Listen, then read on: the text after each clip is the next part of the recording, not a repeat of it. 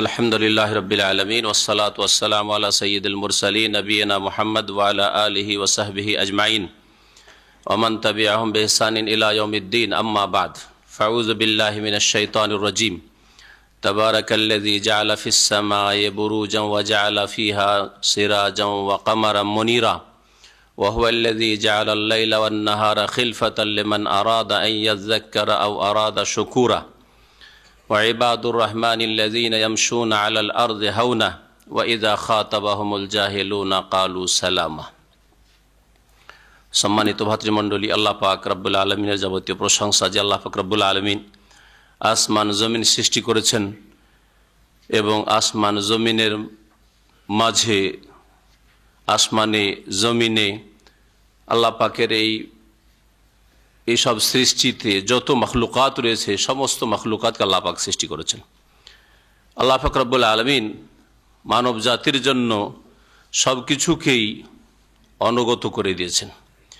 মানব জাতির স্বার্থে আল্লাহ পাক রব্বুল আলমিন সব কিছু সৃষ্টি করেছেন এবং মানব জাতিকে আল্লাহ পাক রব্বুল আলমিন তার ইবাদত বন্দেগীর জন্য সৃষ্টি করেছেন। সালাত এবং সালাম নাযিল হোক নবী মুহাম্মদ রাসূলুল্লাহ সাল্লাল্লাহু আলাইহি সাল্লামের উপর, যিনি আল্লাহ পাক রব্বুল আলমিনের সবচেয়ে বেশি ইবাদত করেছেন সুন্দর করে, এবং তিনি আমাদের জন্য জীবনের প্রত্যেকটি ক্ষেত্রে উত্তম আদর্শ। তার আদর্শ মোতাবেক যারা জীবনযাপন করে তারাই হচ্ছে ইহকাল পরকালে কামিয়াব। আর যারা সৈয়দনা মুহাম্মদ সাল্লাল্লাহু আলাইহি সাল্লামের তরিকা আদর্শ ছাড়া অন্য কোনো পন্থায় জীবনযাপন করে তারা হচ্ছে হতভাগা। আমাদের তাফসীর হবে সূরাতুল ফুরকানের শেষ অংশের আয়াত নম্বর 61 থেকে তাফসীর শুরু হবে। আল্লাহ পাক রব্বুল আলামিন ইরশাদ করেছেন এতে তার বেশ কিছু সৃষ্টির কথা যা আল্লাহ পাক মানব জাতির উদ্দেশ্যে সৃষ্টি করেছেন।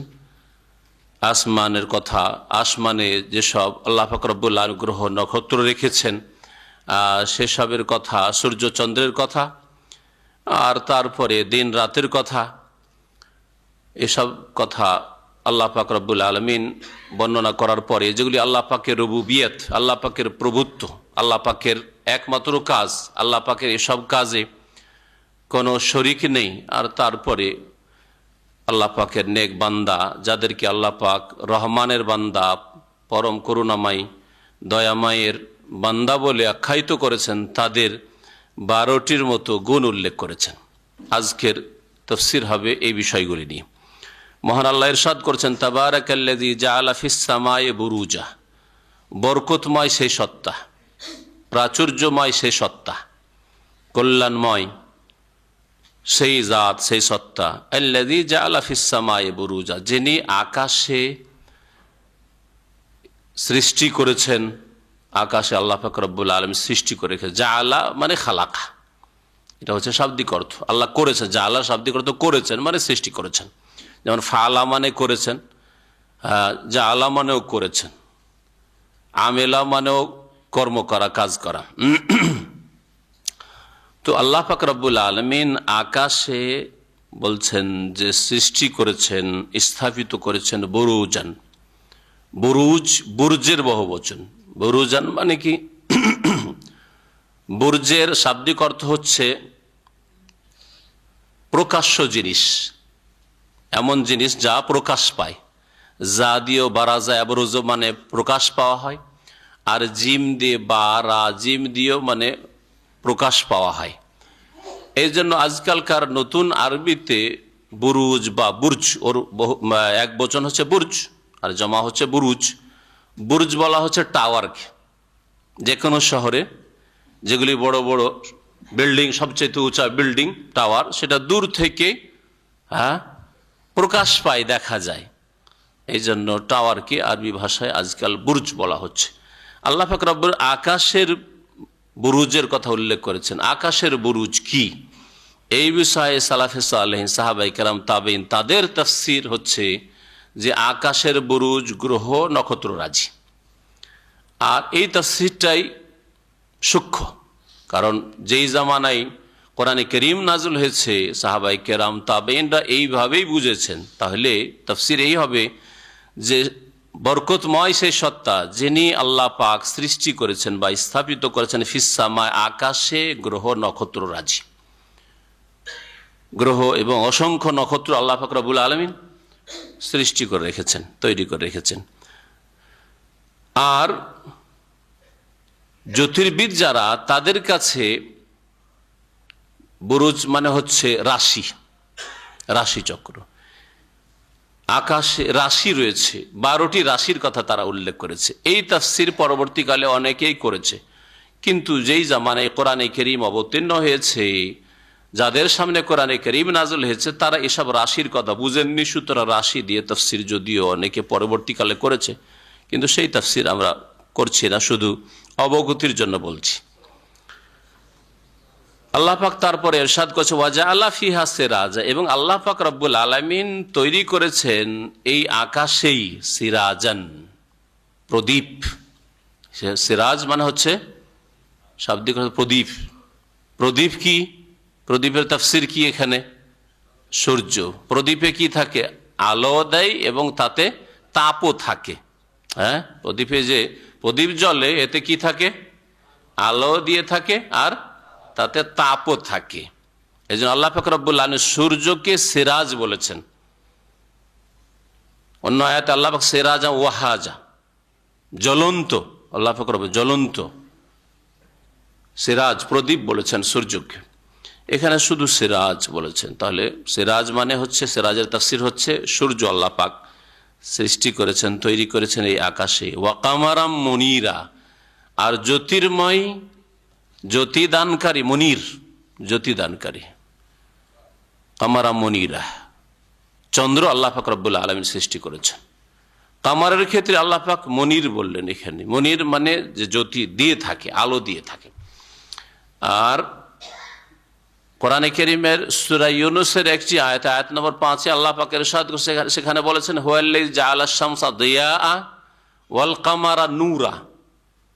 আল্লাহ সেই সত্তা যিনি সূর্যকে করেছেন দিয়া। দিয়া, জিয়া এমন আলোকে, দাউন মানে হচ্ছে এমন আলো যে আলোতে আপনার তাপ রয়েছে, দিনের আলো। যেমন দিনের আলো, এতে দিনে গরমও লাগছে আর আলো পাচ্ছেন আপনি। আর কামার সম্পর্কে, চাঁদ সম্পর্কে আল্লাহ বলছেন ওয়াল কামার আর নূর, আর চাঁদকে করেছেন উজ্জ্বল, উজ্জ্বল করেছে আল্লাহ পাক রব্বুল। এখানে নূর বলেছেন, এই নূর থেকে হচ্ছে মনির। নূর মানে নিজেই আলো, আর মনির মানে যে অন্যকে আলো দিয়ে থাকে। কিন্তু আলোতে, রাত্রে যেমন আলো, এই আলোতে তাপ নেই। হ্যাঁ, এতে থেকে অনেকেই বিজ্ঞানের এই বিষয়টিকে প্রমাণ করতে চেয়েছে যে কোরআনে কারীমে বিজ্ঞানের নাম জানার আগেই বলা হয়েছে যে সূর্যের তো নিজের আলো আছে, কিন্তু চন্দ্রের নিজস্ব আলো নেই। আল্লাহু আলাম। ওয়া হুয়াল্লাযী জাআলাল লাইলা ওয়ান নাহারা খিলফা, আল্লাহ তো সেই সত্তা যিনি সৃষ্টি করেছেন রাত এবং দিন, রাত দিন সৃষ্টি করেছেন খিলফাতান, পরস্পরের অনুগামী করে। খিলফাতান, খালাফা ইখলাফা মানে একটা অপরের পিছনে আসা। খালফ মানে এর জন্য পিছনে হয়, তাই না? আমাম মানে হচ্ছে সামনে, আর খালফ মানে হচ্ছে পিছনে। তো রাত আর দিনকে এমন ভাবে আল্লাহ সৃষ্টি করেছে যে একটি অপরটির অনুগামী, একটি অপরটির পেছনে পেছনে আসে। রাত শেষ হলেই দিন চলে আসে, আবার দিন শেষ হলেই দিনের যেন পিছা করে আসছে হ্যাঁ রাত। এইভাবে আল্লাহ পাক রব্বুল পরস্পরের অনুগামী করেছেন। আর কেউ কেউ তাফসির, এটি হচ্ছে প্রসিদ্ধ তাফসির খিলফাতান। আর কেউ কেউ তাফসির করেছেন খিলফাতান মানে মুখালিফ থেকে। মুখালিফ মানে বিপরীত, তাই না? এই ব্যক্তি আমার মুখালিফ মানুষ, মানে আমার বিরোধী মানুষ, উল্টো। আমি যেই পথে চলি বা যেই কথা বলি তার উল্টো করে, ওকে খালাফা। এই জন্য ইখতিলাফ, মতবিরোধকে কি বলা হয়? ইখতিলাফ বলা হয়। তাহলে খিলফাতান যদি ওই ধাতু থেকে বা ওইখান থেকেই এর অর্থ নেওয়া যায়, ব্যাখ্যা নেওয়া যায়, তাহলে এর অর্থ হবে যে রাত দিনকে আল্লাহ পাক রব্বুল পরস্পর বিরোধী বা বিপরীত করেছেন। রাত অন্ধকার করে দেয় আর দিন ওর বিপরীত আলো দিয়ে থাকে। এই তাফসীরও কেউ কেউ করেছেন। লেমান আরাদা আন ইয়াযাক্কার, ওই সব মানুষের জন্য যারা উপদেশ নিতে চায়, যারা উপদেশ নিতে চায় তারা এই রাত দিন থেকে বিশেষভাবে উপকৃত হবে এবং এতে তাদের শিক্ষণীয় বিষয় রয়েছে। আল্লাহ পাক রব্বুল আলামিনের কুদরত, ক্ষমতা। অন্ধকার হয়ে আছে, রাতের অন্ধকারে যদি নিজের আঙ্গুলটা চোখের সামনে নিয়ে আসেন তাও দেখতে পাচ্ছেন না। আর যেমনই ভোর হয়ে গেল, বিনা কোনো আপনার মেহনত প্রচেষ্টায় সবকিছু দেখছেন আপনি। হ্যাঁ, একই রকম অবস্থায় আল্লাহ পাকে রেখে দিলে মানুষের জীবনযাপন অচল হয়ে পড়তো। হ্যাঁ, রাত করেছেন আরাম বিশ্রামের জন্য, অন্যান্য বহু আয়াত রয়েছে এই মর্মে। আরাম বিশ্রামের জন্য, রাতে যে আরাম বিশ্রাম হয় দিনে হয় না। আর দিন করেছেন আল্লাহ পাক রব্বুল আলামিন মাআশা, হ্যাঁ, রুজি রোজগারের জন্য। বহু শিক্ষার বিষয় রয়েছে ওই সব লোকদের জন্য। ওই সব লোকেরা শিক্ষা নেবে যে আল্লাহ পাক আমাদের জন্য সব কিছু সৃষ্টি করেছেন। কারা এই শিক্ষা নেবে? যারা উপদেশ নিতে চায়, লিমান আরাদা আইয়াযাক্কার আও আরাদা শুকুরা, অথবা যারা আল্লাহ পাক রব্বুল আলামিনের কৃতজ্ঞতা প্রকাশ করতে চায়, শুকরিয়া জ্ঞাপন করতে চায়, শুকরগুজার বান্দা যারা, উপদেশ গ্রহণকারী মানুষ যারা, তারাই এর দ্বারা সত্যিকার অর্থ উপকৃত হবে। আর বাকি যারা না শুকরগুজার, অকৃতজ্ঞ, কাফের, মুশরিক, বেদিন, পেটের পূজারী, দুনিয়াকে কামড়ে ধরে আছে, তারা এই রাত দিন থেকে উপকৃত হচ্ছে আল্লাহ পাকের সৃষ্টি থেকে, কিন্তু উপদেশ গ্রহণ করে না।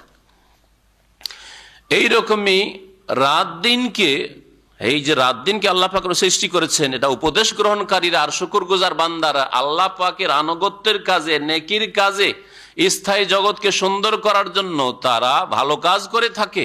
এজন্য দিন আসলে দিনে এরা রোজা রাখে, দিনে এরা রোজা রাখে, হালাল রুজি রোজগার করে ছেলে মেয়েদের জন্য, স্ত্রীর জন্য, বাপ মায়ের জন্য। হ্যাঁ, আর সেই রুজি রোজগার করে আবার আল্লাহ রাস্তায় ব্যয় করে, সাদকা খেরাতও করে, জাকাতও দিয়ে থাকে। দেখেন এই কাজগুলি কারা করে? উপদেশ গ্রহণকারীরা, শুকরগুজার বান্দারা। রাত হলে রাতে অল্প সময় ঘুমায় আর চেষ্টা করে যে রাতেও আমার যেন একটা ইবাদতের অংশ থাকে। রাতে আল্লাহর সামনে দাঁড়িয়ে যায়, আল্লাহর সামনে সেজদায় অবনত হয়ে আল্লাহর সামনে কান্নাকাটি করতে থাকে, আল্লাহকে ডাকতে থাকে, আল্লাহর কাছে গোরা খাতার মাফ চাইতে থাকে, আল্লাহ পাকের শুকরিয়া আদায় করতে চায়। এইভাবে তাহলে এই রাত দিন থেকে কিভাবে একজন উপদেশ গ্রহণকারী মুসলিম মুমিন শুকরগুজার বান্দা উপকৃত হচ্ছে? রাতে তাহাজ্জুদ, ভাগ্যবান হয় তাহাজ্জুদ পড়ে, আর দিনে ফরজের পরে নফল সিয়াম আদায় করে রোজা রেখে ভাগ্যবান হয়। এসব থেকে যারা উপদেশ নেই না তারা উপকৃত হয় না, যারা উপদেশ নেই না তারা উপকৃত হয় না। যারা শুকরগুজার না, অকৃতজ্ঞ, কাফের, মুশরিক, বিদিন, পেট পূজারী, তারা উপকৃত হয় না। কিন্তু মুমিন বান্দা উপকৃত হয়। এজন্য আল্লাহ পাক বলেছেন লিমান আরাদা আইয়াযাক্কারা ওয়া আরাদা শুকুরা। তারপরে আল্লাহ পাক রব্বুল আলামিন দয়াময়, যিনি তার বান্দাদের কিছু গুণাবলী উল্লেখ করেছেন যে আল্লাহর যদি ভালো বান্দা হতে চাও তো এই গুণগুলি থাকতে হবে। আর এই রকমের বহু গুণ রয়েছে যা কোরআনে কারীমের বিভিন্ন আয়াতে ছড়িয়ে রয়েছে, আর রাসূলুল্লাহ সাল্লাল্লাহু আলাইহি ওয়াসাল্লামের হাদিসে রয়েছে, রাসূলুল্লাহ সাল্লাল্লাহু আলাইহি ওয়াসাল্লামের সিরাতে রয়েছে। বরং রাসূলুল্লাহ সাল্লাল্লাহু পুরো জীবনটাই হচ্ছে উত্তম চরিত্র, কোরআনী জীবন। সেই রকমের জীবন গড়তে হবে, তাহলে রহমানের ভালো বান্দা, সত্যিকার অর্থে বান্দা হইতে পারবে। আল্লাহ পাক ইরশাদ করেছেন ওয়া ইবাদুর রহমানিল্লাযীনা ইয়ামশুনা আলাল আরদি হাওনা। রহমান দয়াময়ের বান্দা ওই সব লোকেরা, আল্লাযীনা ইয়ামশুনা আলাল আরদি হাওনা, যারা জমিনে চলাফেরা করে, পৃথিবীতে চলাফেরা করে, হাওনান মানে নম্রতার সাথে। দুনিয়ায় চলাফেরা করে নম্রতার সাথে, অহংকারের সাথে না, দাপটের সাথে না। যতই বড় হয়ে যাক না কেন, বিদ্যা বুদ্ধিতে, নেতৃত্বে, পয়সায়, সৌন্দর্যে, প্রভাবে ইত্যাদি যা কিছু দুনিয়ার হইতে পারে, যতই শক্তিশালী হয়ে যাক না কেন আর বড় হয়ে যাক না কেন, যখন জমিনে চলাফেরা করে বড়ই নম্রতার সাথে চলাফেরা করে, বড়ই ভদ্রতার সাথে চলাফেরা করে, বড়ই নমনীয় হয়ে বিনয়ী হয়ে চলাফেরা করে, নিজেকে বড় মনে করে না। এর বিপরীত যারা রহমানের অবাধ্য বান্দা, তারা অহংকার প্রকাশ করে থাকে তাদের চলাফেরায়, কথাবার্তায়, এবং তারা তাদের চালচলনে বোঝা যায় যে অন্তরে অহংকার এমন আছে যে সেটা ফেটে পড়ছে তার কথায়, কাজে, চলাফেরায়, কদম উঠায়। এটা হচ্ছে একটি গুণ রহমানের বান্দাদের, যে এরা অহংকারী হয় না, এরা বিনয়ী হয়, এদের মধ্যে খাকসারি থাকে, নমনীয়তা থাকে। ওয়াইদা খাতাবাহুমুল জাহেলুন, আর যখন তাদেরকে সম্বোধন করে কোন মূর্খ মানুষ, কোন এমন মানুষ যে আদব কায়দা জানে না, এমন মানুষ যেই মানুষ কথা বলতে ঠিক করে জানে না, কি বলতে কি বলে ফেলে, কি করতে কি করে ফেলে। অনেক সময় আপনি রাস্তা দিয়ে চলছেন, পেছন থেকে ডাক দিয়ে, আপনি ভদ্র মানুষ, বড় মানুষ, পেছন থেকে ডাক দিয়ে শোনেন শোনেন শোনেন শোনেন, এটা আদব? হ্যাঁ, বেয়াদবি। কিন্তু সেই জন্য সেখানে ধমক দিয়ে বেয়াদব কথা বলার ঢং নেই। হ্যাঁ, তাই না? না, একটা উদাহরণ, এইরকম জীবনের বহু ক্ষেত্রে দেখবেন যে আপনার সাথে কেউ মূর্খামি করলো, ভাষার ক্ষেত্রে হোক, চালচলনের ক্ষেত্রে হোক, উঠা বসার ক্ষেত্রে হোক। হ্যাঁ, খাওয়া দাওয়া পেশ করছে, খাওয়া দাওয়া পেশ করতে অনেক সময় মূর্খতার পরিচয় দিয়ে থাকে। গ্লাসটা ধরিয়ে দিচ্ছে ওপরে হাত দিয়ে, দেখেছেন অনেককে, আপনাকে গ্লাসে পানি দিচ্ছে, লেন, আদব হইল এটা? আদব হইল না, তাই না? তো এইরকম বহু ক্ষেত্র রয়েছে, বহু ক্ষেত্র রয়েছে জীবনের প্রত্যেকটি ক্ষেত্রে আদব শিখার বিষয় রয়েছে। হ্যাঁ, রাস্তায় চলছে আর আমাদের ইন্ডিয়া, বাংলাদেশ, পাকিস্তানের লোকদের বেশি মনে হয় থুথু আসে, কারণ এই বদভ্যাসটা এদের মধ্যে বেশি দেখছি। হ্যাঁ, ঠিক না? ভালো করে রাস্তায় দেখবেন, আমরাও তো সেই দেশের মানুষ, কিন্তু আদব দিয়ে নিজেকে সাজাইতে হয়, আদব কায়দা দিয়ে নিজেকে একটু সুসজ্জিত করতে হয়। কখনো তো রাস্তাতে থুতু ফেলি না, আর থুতু আসলে থুতু গিললে অসুবিধা নাকি? আরে রোজার অবস্থায় থুতু গিললে রোজা নষ্ট হয় না, তা আপনি এমনি আপনার ভিতরে থুতু ভিতরে চলে গেল, অসুবিধা নেই। রাস্তায় চলছে আর পিছন থেকে লোকেরা আসছে, এদিক থেকে লোক আসছে, ওদিক থেকে লোক আসছে, কত বেয়াদবি। তো এইরকম যদি আপনার সামনে পড়ে, তাহলে সাথে সাথে কি করবেন? ধমক দিবেন, হ্যাঁ, খারাপ কথা বলবেন। তাহলে আপনার চেহারাটা ইসলামিক চেহারা, আপনার আখলাক চরিত্রে প্রভাবিত হবে না, ঘৃণা ছড়াবে। বাশশিরু, সুসংবাদ দাও, নবী সাল্লাল্লাহু আলাইহি ওয়াসাল্লাম বলেছেন, ওয়ালা তুনাফিরু, ঘৃণা ছড়াইও না। ইয়াসসিরু, সহজ করো, ওয়ালা তুআসসিরু, কঠিন করে দিও না। নবী করিম সাল্লাল্লাহু আলাইহি ওয়াসাল্লাম এটাই ছিল আদর্শ, কঠিন করে দিও না, ওর জন্য হেদায়েতের রাস্তা কঠিন করে দিও না। বললে ঠিক আছে, ভালোভাবে বলেন, কিন্তু খারাপ ভাষায় যদি বলেন তাহলে আরো ঘৃণা ছড়াবে। ওয়াইজা খাতাবাহুমুল জাহিলুন, জাহেলরা যদি তাদের সাথে, অর্থাৎ নেক লোক রহমানের বান্দাদের সাথে সম্বোধন করে, কথা বলতে গিয়ে কোনো বেয়াদবি করে, কালু সালামা, তাহলে রহমানের বান্দারা, ভালো মানুষরা বলে সালামা, সালাম,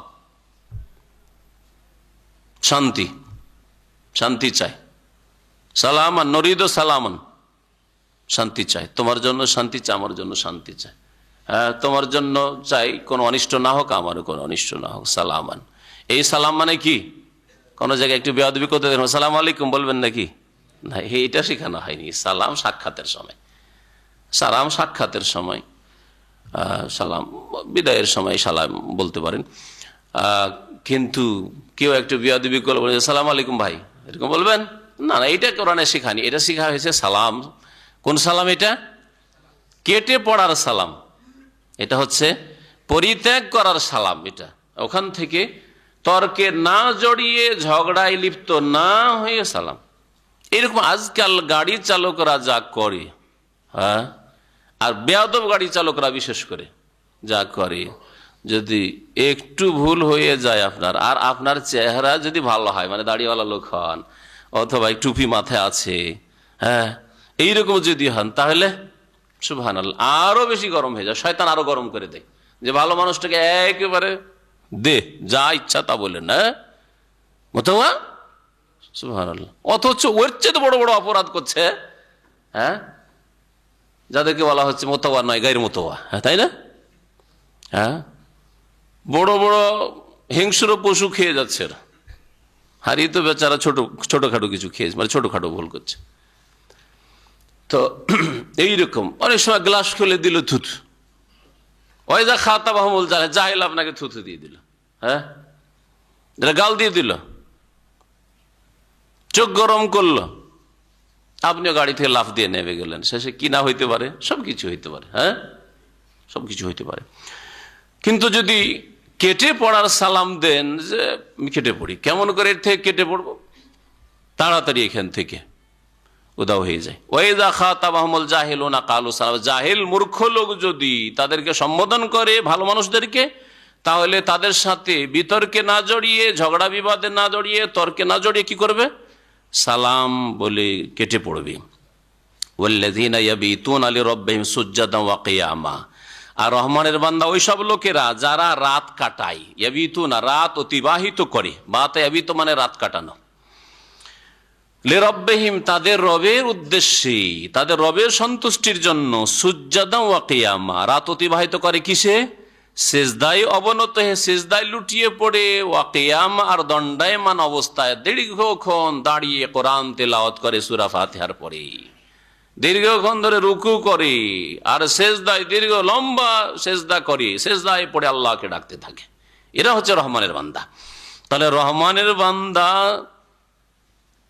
আর লক্ষণ হচ্ছে যে রাতে আপনার ইবাদতের অংশ থাকবে। এই জন্য সবচাইতে উত্তম ইবাদত ফরজ নামাজের পরে, উত্তম নামাজ ফরজ নামাজের পরে, নবী করিম সাল্লাল্লাহু আলাইহি ওয়াসাল্লাম বলেছেন আফজালুস সালাতে বাদাল ফারিদা সালাতুল লাইল, সবচাইতে উত্তম নামাজ হচ্ছে ফরজ নামাজের পরে, যোহর আসরের পরে, মাগরিব এশার পরে, ফজরের পরে, তাহাজ্জুদের নামাজ। কিন্তু যদি আপনার ফরজেই ঘাটতি থাকার তাহাজ্জুদ পড়েন তো উত্তম নাই, কোনদিন নাজাত পাবেন না। 5 ওয়াক্ত ফরজ কায়েম করে। ওয়াল্লাযীনা ইয়াকুলুনা রাব্বানা আসরিফ আন্না আযাবা জাহান্নামা ইন্না আযাবাহা কানা গারামা, আর রহমানের বান্দারা বলে থাকে, আল্লাহর কাছে দোয়া করে এই বলে, তাদের দোয়া এইরকম হয়, রব্বানা হে আমাদের প্রতিপালক, ইসরিফ আন্না আযাবা জাহান্নাম আমাদের থেকে জাহান্নামের আযাব শাস্তিকে ফিরিয়ে দাও, দূরে করে দাও। ইন্না আযাবাহা কানা গারামা, কারণ জাহান্নামের আযাব বড়ই ভয়ঙ্কর বা বড়ই ধ্বংসাত্মক। গারাম ভয়াবহ, ভয়ঙ্কর, ধ্বংসাত্মক, এগুলি হচ্ছে ভাব অর্থ। গারামের শাব্দিক অর্থটা বলি, তাহলে কোরআনে কারীম বা আরবি ভাষা বুঝতে সুবিধা হবে। আসলটা বুঝে নিলেন, আর তারপরে তখন যেগুলি আপনার তাফসীরগত অর্থ সেগুলি পরে বুঝলেন। গারাম বলা হয় গাইন রা মিম, গারামা মানে হচ্ছে ঋণী হয়ে যায়। এই জন্য যে ব্যক্তি ঋণী, ওকে গরিম বলা হয়। ঋণী, ঋণীকে গরিম বলা হয়। যার উপর ঋণের বোঝা আছে ওকে গরিম বলা হয়। নবী করিম সাল্লাল্লাহু আলাইহি ওয়াসাল্লাম ঋণ থেকে আশ্রয় কামনা করেছেন তার দোয়ায়ে মাসুরাতে, সুন্নতি দোয়াতে। তাতে কি রয়েছে, কারো মুখস্থ আছে শেষ অংশটা? নবী সাল্লাল্লাহু আলাইহি ওয়াসাল্লাম যে 5টি জিনিস থেকে পানা চাইতেন, তার সাথে সাথে ঋণ থেকে আর গুনাহ থেকেও পানা চাইতেন। সহিহ বুখারীতে এই দোয়া রয়েছে, আল্লাহুম্মা ইন্নী আউযু বিকা মিন আযাবিল কবরি ওয়া মিন আযাবি জাহান্নাম ওয়া আউযু বিকা মিন ফিতনাতিল মাসিহিদ দাজ্জাল ওয়া আউযু বিকা মিন ফিতনাতিল মাহিয়া ওয়াল মামাত ওয়া আউযু বিকা মিনাল মাসামে, আল্লাহ গুনাহ থেকে, ইসম থেকে, মাসাম গুনাহ থেকে আশ্রয় কামনা করি, আল্লাহ আমাদের যেন গুনাহ না হয়। ওয়াল মাগরাম, মাগরাম মাসদার মিমি, মাগরাম মানে আল্লাহ ঋণ থেকেও তোমার আশ্রয় গ্রহণ করছে। নবী করিম সাল্লাল্লাহু আলাইহি সাল্লামকে সাহাবীরা একবার জিজ্ঞেস করে, ইয়া রাসূলুল্লাহ মা আকসার মা তাস্তাইযু মিনাল মাগরাম, আপনাকে দেখতে এত ঋণ থেকে কেন আল্লাহর পানা চান, আল্লাহর কাছে আশ্রয় কামনা করেন, আপনি এত ঋণ থেকে আল্লাহর কাছে কেন আশ্রয় চাইছেন? তখন নবী সাল্লাল্লাহু আলাইহি ওয়াসাল্লাম বলেছেন, দেখো যে ঋণী হয়ে যায় তার চরিত্র নষ্ট হয়ে যায়। ইন্নাল ইনসান ইযা গারিমা, যখন ঋণগ্রস্ত হয়ে যায় তখন কি হয়ে যায়? ফাহাদ্দাসা, কথা বলে, ফাকাযাবা, মিথ্যা কথা বলে। ভাই 1 সপ্তাহের জন্য ধার দেন, নিল, তারপর ধার নেওয়ার পরে 1 সপ্তাহের জন্য, 1 সপ্তাহ যখন চলে আসে, ভাই আর 1-2 দিন টাইম দেন। ও বুঝতে পারছে যে আমার কাছে কোনো ব্যবস্থা নেই, আর 1 মাসও দিতে পারবো না, আর 1 সপ্তাহ টাইম দেন। আর একজনের কাছে গিয়ে ধার করলো, আর কারো কাছে গিয়ে ধার চাইলো, কোন এই এক ধার নিয়ে আর এক ধার পরিশোধ করবে। এই স্বভাব বহু লোকের আছে। আর দুঃখের বিষয়, যদি কোনো মুসলিম ভাইয়ের থাকে, আর এর চেয়ে বেশি দুঃখের বিষয় যদি নামাজি লোকের থাকে আর দ্বীন শিখে, তাদের যদি এইরকম খারাপ চরিত্র থাকে তো বড়ই দুঃখের বিষয়টা। কারণ আল্লাহ পাক এই ঋণের অবস্থায় মত হয়ে গেলে কখনো মাফ করবেন না, কখনো মাফ করবেন না। নবী সাল্লাল্লাহু আলাইহি ওয়াসাল্লাম খুব বেশি বেশি আশ্রয় চাইতেন ঋণ থেকে। তো ঋণী ব্যক্তিকে গরিম কেন বলা হয় বা ঋণকে মাগরাম কেন বলা হয়েছে? এই জন্য বলা হয়েছে যে যার উপর ঋণের বোঝা থাকে তাকে মানুষ চেপে ধরে, গলায় গামছা দেয়, যেখানে সেখানে ধরে ফেলে, ছাড়বো না তোকে, আগে টাকা দে তারপর এখান থেকে নড়, টাকা দে তারপর উঠে এখান থেকে, ঠিক না? মাগরাম, গরম মানে হচ্ছে কোনো জিনিসকে একেবারে মজবুত করে ধরে নেওয়া, নাছোড় হয়ে, যেটা আমাদের আঞ্চলিক ভাষা বলি নাছোড় হয়ে, ছাড়বো না আমি, নাছোড় হয়ে ধরে নেওয়া, একে বলা হয় গরম, গায়েন আমিম। তো জাহান্নামের আযাব হচ্ছে কেমন? এমন নাছোড় শাস্তি, ছেড়ে দেবে না, বিশেষ করে কাফের মুশরিক, আর যারা ঈমান ভঙ্গ করে মুসলিম ছিল জন্মসূত্রে কিন্তু ঈমান নষ্ট করে মারা গেছে, বেনামাজি অবস্থায় মারা গেছে, না ছোড় জাহান্নামের আযাব, ছেড়ে দেবে না কখনো, চিরকাল থাকতে হবে। ইন্না আযাবাহা কানা গারামা। এই পাশাপাশি দুটি আয়াত সম্পর্কে তাফসীরকাররা বলছেন যে রহমানের বান্দারা রাতে আল্লাহর সামনে সেজদায় পড়ে থাকে, তাহাজ্জুদ পড়ে, তাহাজ্জুদ পড়ার পরেও তাদের জাহান্নামের আযাবের ভয় মিটে না, আল্লাহর আযাব গজবের ভয় মিটে না, সেই জন্য আল্লাহর কাছে এই দুয়াও করতে থাকে। তার সাথে সাথে কখনো তাদের মধ্যে এই অহংকার আসে না যে আমরা নামাজি, আমরা জান্নাত না পাবো তো পাবে কে, এইরকম বেকুবি করে না। এটা হচ্ছে বেকুবের কাজ, যে মনে করবে যে আমি নামাজ পড়ি 5 ওয়াক্ত, তারপরে তাহাজ্জুদ পড়ি, আমি যদি জান্নাত না পাবো, আমাদের মতো লোক যদি জান্নাত না পাবে তো পাবে কে। এটা হচ্ছে একটি জাহালত, আরেক অজ্ঞতা।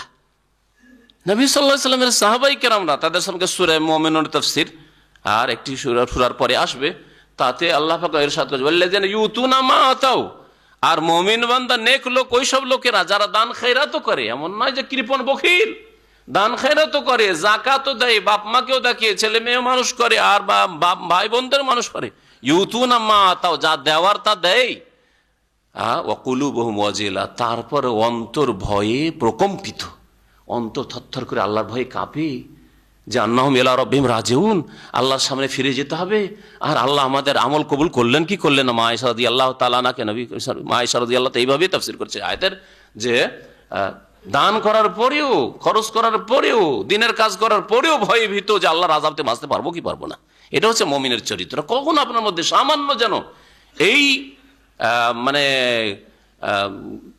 অহংকার অথবা নিজের ওপর মানে কি যেটাকে বলে আত্মখুশি, মনের মধ্যে খুশি, এই খুশি না আসে যে আমি খুব ধার্মিক লোক সুতরাং আমি জান্নাত পাবো বা আমাদের মতো লোক জান্নাত পাবে, এইরকম কথা না আসে।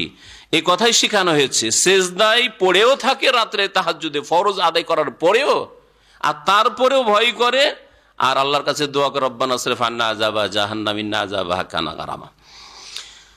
জাহান্নাম সম্পর্কে আল্লাহ বলছেন ইন্নাহা সাআত মুস্তাকাররা ওয়া মাকামা। এই জাহান্নাম হচ্ছে সাআত মুস্তাকাররা, আশ্রয় স্থলের দিক থেকে খুব মন্দ জায়গা, আশ্রয় স্থলের দিক থেকে খুব খারাপ। সাআত ওয়া মাকামা, আর বসবাসের দিক থেকে খুব খারাপ। মুস্তাকার আর মাকাম কাছাকাছি অর্থ, এই জন্য ওই কাছাকাছি শব্দ বাংলায় ব্যবহার করলাম। রহমানের বান্দাদের আরো গুণ হচ্ছে, গুনবেন কিন্তু, কয়টা হয়েছে? ওয়াল্লাযিনা ইযা আনফাকু লাম ইউসরিফু ওয়া লাম ইয়াকতুরু ওয়া কানা বাইনা যালিকা কাওয়ামা। আর মুমিন বান্দা, রহমানের বান্দা ওরাই যারা ব্যয় করলে, খরচ করলে, লাম ইউসরিফু, অপব্যয় করে না, অপচয় করে না, ওয়া লাম ইয়াকতুরু, আর কৃপণতাও করে না, ওয়া কানা বাইনা যালিকা কাওয়ামা, বরং এর মাঝামাঝি পথ অবলম্বন করে, মধ্যম পন্থা অবলম্বন করে।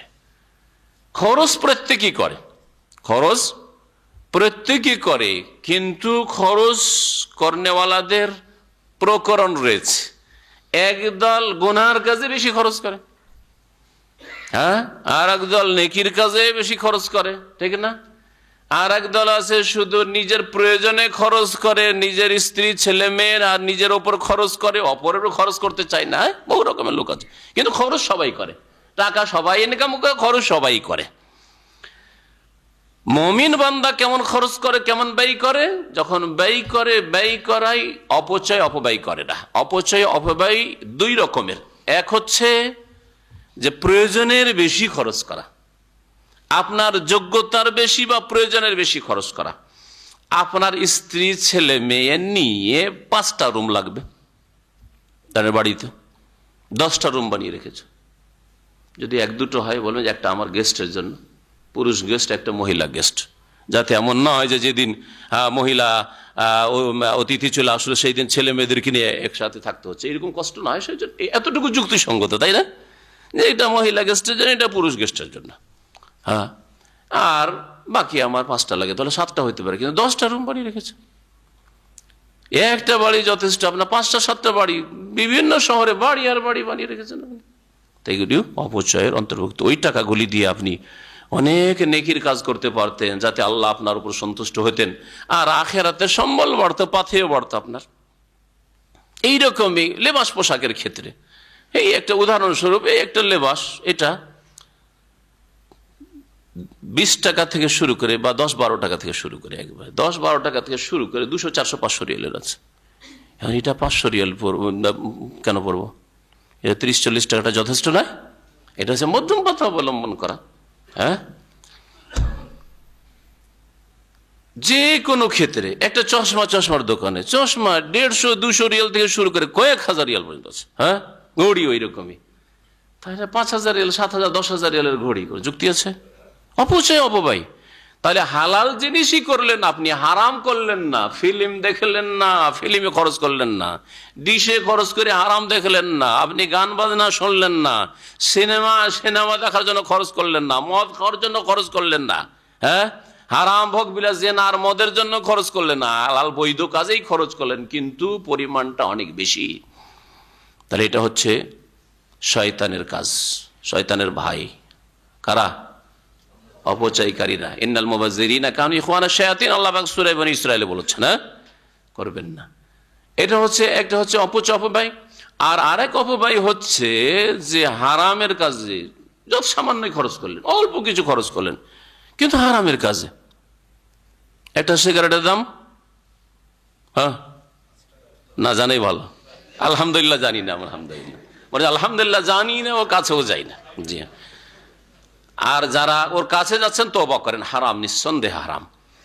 সিগারেটে খরচ করলেন 4 আনা বা 8 আনা খরচ করলেন, হ্যাঁ, এটা আপনার অপচয়, ভাই, শয়তানের ভাই। আপনি একটা যদি খরচ করেন তাতে যদি শয়তানের ভাই হয়, যারা প্যাকেটকে প্যাকেট দিনে খাচ্ছে আর তাদের বাৎসরিক হিসাব করেন সিগারেট পান করার আর জর্দা খাওয়ার, হ্যাঁ, পান খাওয়ার, পান জর্দার মতো না হইলেও বিনা জর্দায় যদি হয় তো অপচয় নয়।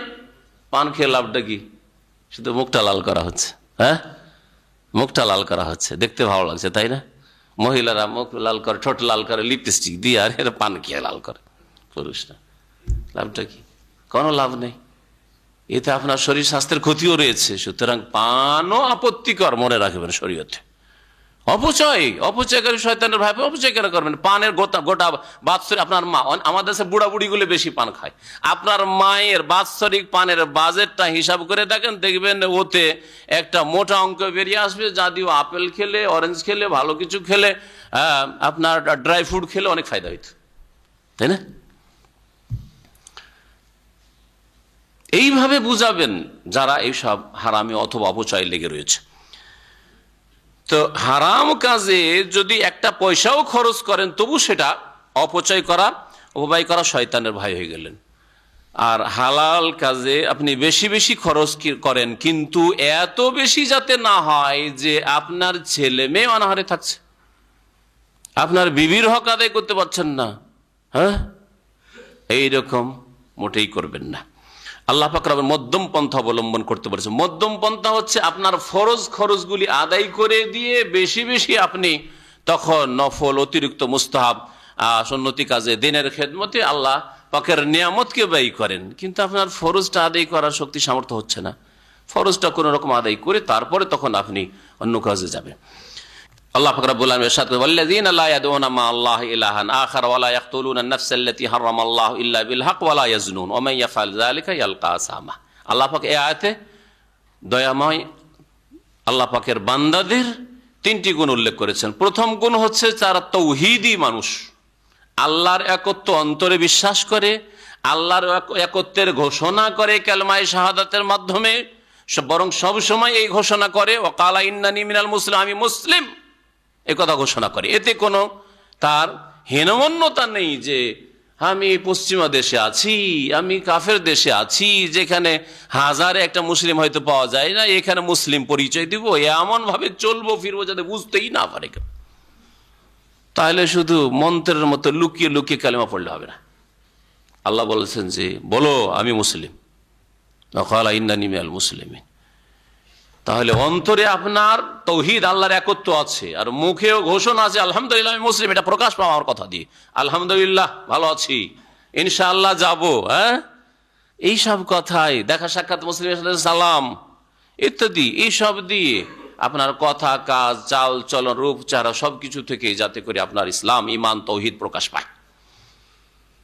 আর কাজে পরিণত করবেন তৌহিদকে, তৌহিদের বাস্তবায়ন করবেন। তৌহিদ বিপরীত হচ্ছে শিরক, বড় শিরক, ছোট শিরক, সমস্ত রকম শিরক থেকে বেঁচে থাকবেন। সুতরাং আপনি যেমন দুর্গাকেও সেজদা করবেন না, দুর্গার কাছেও কিছু আশা রাখেন না যে দিতে পারে, তেমনি দরগার কাছেও কিছু আশা রাখবেন না দিতে পারে। যেমন মন্দিরেও কিছু পাওয়া যায় না, তেমন মাজারেও কিছু পাওয়া যায় না। এগুলি হচ্ছে একই রকমের শিরক। এই বিশ্বাস রাখতে হবে, বাতিলকে বাতিল বলে বিশ্বাস রাখতে হবে। ঠিক তেমনি তাবিজ, তাবিজ এমন নয় যে আমি তো শিরিক মানে কবর মাজার পূজা করি না, আমি মূর্তি পূজাও করি না, তাবিজটা আমি আমার চিকিৎসার জন্য। তাবিজ শিরক। নবী করিম সাল্লাল্লাহু আলাইহি ওয়াসাল্লাম বলেছেন আপনার গায়েও তাবিজ থাকবে না, আপনার বাড়িতেও তাবিজ থাকবে না, গাড়িতেও তাবিজ থাকবে না। আপনি আল্লাহর কসম ছাড়া আর কারো কসম খাবেন না। না মানুষে বিশ্বাস করে না, আল্লাহর কসম করলে লোকে বিশ্বাস করে, আর যদি বাপের কসম বলি ঠিকই বিশ্বাস করবে, ঠিক না? ছেলের গায়ে হাত দিয়ে কসম করছি, যদি আমাদের মহিলারা বলে ঠিক বিশ্বাস করবে। আল্লাহর কসম করে বলছি বোন রে আমি এই কাজ করিনি, বিশ্বাসই করবে না। কত মূর্খ সমাজ। হ্যাঁ, বিশ্বাস করুক আর না করুক, আল্লাহ পাকের কসম ছাড়া অন্যের কসম করা শিরক। তো মুমিনরা শিরক মুক্ত জীবন যাপন করে। মুমিন অন্যায়ভাবে কাউকে খুন করে না, খুনি হইতে পারে না। রহমানের বান্দা যারা, তারা কখনো খুনি হয় না, যারা খুনি তারা রহমানের বান্দারা। আর মুমিন জেনার কাছেও যেতে পারে না, জেনাকারী হইতে পারে না। এই তিনটি গুণ মুমিনের আল্লাহ পাক রব্বুল এই আয়াতে উল্লেখ করেছে, ওয়াল্লাযীনা লা ইয়াদউনা মা আল্লাহ ইলাহান আখার। আর রহমানের বান্দা ওই সব লোকেরা যারা আল্লাহর সাথে অন্য উপাস্যকে ডাকে না, ডাকে না। যেমন বলে না হরে রাম হরে কৃষ্ণ, তেমনি বলে না ইয়া গৌসুল আজম মাদাদ, এটাও বলেন না। ইয়া খাজা বাবা, হ্যাঁ, ইয়া গরিব নওয়াজ কি বলে না। হে বাবা না বলেন না। ইয়া গৌস ইয়া কুতুব না বলে না, বলে না। লা ইয়াদুনা মা আল্লাহ ইলাহান আখার, আল্লাহ ছাড়া অন্যকে যেমন ডাকেও না। কোরআনে কারীমের ভাষায় দুয়া দিয়ে সমস্ত ইবাদত বন্দেগী বোঝানো হয়েছে। ডাকেও না, সেজদাও করে না, ঝুঁকেও না, মান্যত করে না, জবাইও করে না আল্লাহ ছাড়া অন্যের নামে, অন্যের জন্য। ওয়ালা ইয়াকতুলুনা আন-নাফসাল্লাতী হারামাল্লাহ ইল্লা বিল হক। আর তারা এমন কোন ব্যক্তিকে হত্যা করে না, খুন করে না, যাকে হত্যা করা আল্লাহ হারাম করেছেন। আল্লাতী হারামাল্লাহ, যাকে হত্যা করা আল্লাহ পাক হারাম করেছেন। ইল্লা বিল হক, তবে নাই সঙ্গত হইলে, তবে নাই সঙ্গত হইলে, আল্লাহ যদি তার অনুমতি দিয়ে থাকে তাহলে হত্যা করতে পারে। এই ইল্লা বিল হকের তাফসীর কে বলতে পারেন? কোনখানে নাই সঙ্গত হবে? কয়টি ক্ষেত্রে? তিনটি ক্ষেত্রে। প্রিয় নবী মুহাম্মদুর রাসূলুল্লাহ সাল্লাল্লাহু আলাইহি ওয়াসাল্লাম বলেছেন, লা ইয়াহিল্লু দামা ইমরিন, কোন মানুষের রক্ত হালাল নাই, ইল্লা বি ইহদা সালাসে খিসাল, তিন রোগের এক রোগ যদি থাকে, তিন ক্যান্সারের এক ক্যান্সার যদি থাকে, তিন রকমের ক্যান্সার আছে, এইরকম ক্যান্সার হলে তখন অস্ত্রোপচার করতে হবে, আর না হলে অস্ত্র ধরা আর খুন করা জায়েজ নাই। আর সাইয়্যিবু জানি, বিবাহিত যদি জেনাকারী হয়, বিবাহিত আল্লাহ পাক এই নিয়ামত দিয়েছেন, এই জগৎ বিচরণ করে এসছে, এই ভোগ আল্লাহ সুযোগ দিয়েছেন এই ভোগের, তারপরেও জেনায় লিপ্ত হইল। স্ত্রী তার কাছে আছে অলরেডি, অথবা স্ত্রী ছিল এখন তালাক হয়েছে, মারা গেছে, তারপরেও এখন হয়তো বর্তমান নেই, সেও এই সাইয়্যিব, কারণ ওই দুনিয়ার নিয়ামত আল্লাহ তাকে দিয়েছে, হ্যাঁ, দাম্পত্য জীবন পেয়েছে, হচ্ছে সাইয়্যিব। বিবাহিত যদি কেউ জেনাকারিনী হয়, তাহলে তার শাস্তি কি? রজম করা, পাথর মেরে সংসার করে দাও। জি, এটা হচ্ছে আল্লাহ পাকের হুকুম। কারণ এই ক্যান্সার যদি ছেড়ে দেন, জেনাকারীদের সাহস বেড়ে যাবে। ছেড়ে দেন, স্কুল কলেজ ইউনিভার্সিটি আর ঘরে বাইরে সমাজে সব জায়গায় জেনা ছড়িয়ে পড়বে। সুতরাং এই ফাসাদ, এই বিপর্যয়কে নির্মূল করার জন্য আল্লাহ পাক রব্বুল আলামিন দণ্ডবিধান ফরজ করেছেন। এটা এই জন্য করেছেন, একজনকে খুন করলে হাজার হাজার লাখ লাখ মহিলাদের ইজ্জত হেফাজত হবে, ইজ্জতের সুরক্ষা হবে, এই জন্য আল্লাহ পাক রব্বুল আলামিন। আর বিবাহিতদের জন্য কঠোর শাস্তি, অবিবাহিতদের জন্য না, বেঁচে থাকার অধিকার আছে, তবে তার জন্য শাস্তি আছে। 100টি বেত্রাঘাত করতে হবে, আর 1 বছরের জন্য দেশ থেকে বিতাড়িত। আজকাল দেশ থেকে বিতাড়িত করলে তো ইউরোপ আমেরিকা গিয়ে আরো সুযোগ পেয়ে যাবে, তাই না? সেজন্য জেলে রাখবে, তকরিব আমিন। তিনটির মধ্যে একটি হইল, হ্যাঁ, আসাইয়্যিবুজ্জানি ওয়ান নাফসু বিন নাফস, আর হত্যার বিনিময় হত্যা। কেউ যদি অন্যায়ভাবে কাউকে হত্যা করে থাকে তাহলে তাকে হত্যা করা হবে। কিসাস, আল্লাহ বলেছেন কুতিবা আলাইকুমুল কিসাস, তোমাদের উপর কিসাসকে ফরজ করা হয়েছে। একই ভাষা দিয়ে, যেই ভাষা দিয়ে আল্লাহ পাক রোজা ফরজ করেছে, কুতিবা আলাইকুমুস সিয়াম, ওই সূরা বাকারাতে দুটি বিধান রয়েছে। একটা মানলাম আর একটা মানলাম না। আর যাদের বাস্তবায়ন করার ক্ষমতা আছে তারা যদি বাস্তবায়ন না করে আল্লাহর কাছে জবাবদেহি করতে হবে না? হ্যাঁ, আমার রোজা করার ক্ষমতা আছে কিন্তু আমার কিসাস বাস্তবায়নের ক্ষমতা নেই। কিন্তু যাকে আল্লাহ পাক নেতৃত্বের নিয়ামত দিয়েছেন, আল্লাহ পাক রব্বুল আলামিন ক্ষমতায় বসিয়ে দিয়েছেন, তাকে জবাবদেহি করতে হবে। আল্লাহকে ভয় করুন। আর কি, আর কি বলেন? হ্যাঁ, আত-তারিকু লিদীনিহি ওয়াল মুফারিকু লিল জামাআহ, নবী সাল্লাল্লাহু আলাইহি ওয়াসাল্লাম বলছেন যে নিজের দিন ইসলাম ত্যাগ করে চলে গেল আর মুসলিমদের দল থেকে বেরিয়ে চলে গেল। আত-তারিকু লিদীনিহি অর্থাৎ যে মুরতাদ হয়ে গেল। ইসলামে আসার ক্ষেত্রে স্বাধীনতা আছে, আসেন আর না আসেন। যদি আপনি বিদ্রোহ ঘোষণা না করেন আর ইসলামেও আমি আসব না, হ্যাঁ, অনুগত হয়ে থাকবো, কোনো অসুবিধা নেই, থাকেন। কিন্তু ইসলামে চলে আসার পরে বের হওয়ার অনুমতি নেই। কারণ বের হওয়ার এই অনুমতি দিলে অসংখ্য মানুষকে বিভ্রান্ত করবে যে এই লোকটা ইসলামের মধ্যে আসলো আবার বেরিয়ে চলে গেল, তার মানে ইসলামে কোনো ত্রুটি নিশ্চয় আছে। বুঝতে পেরেছেন না?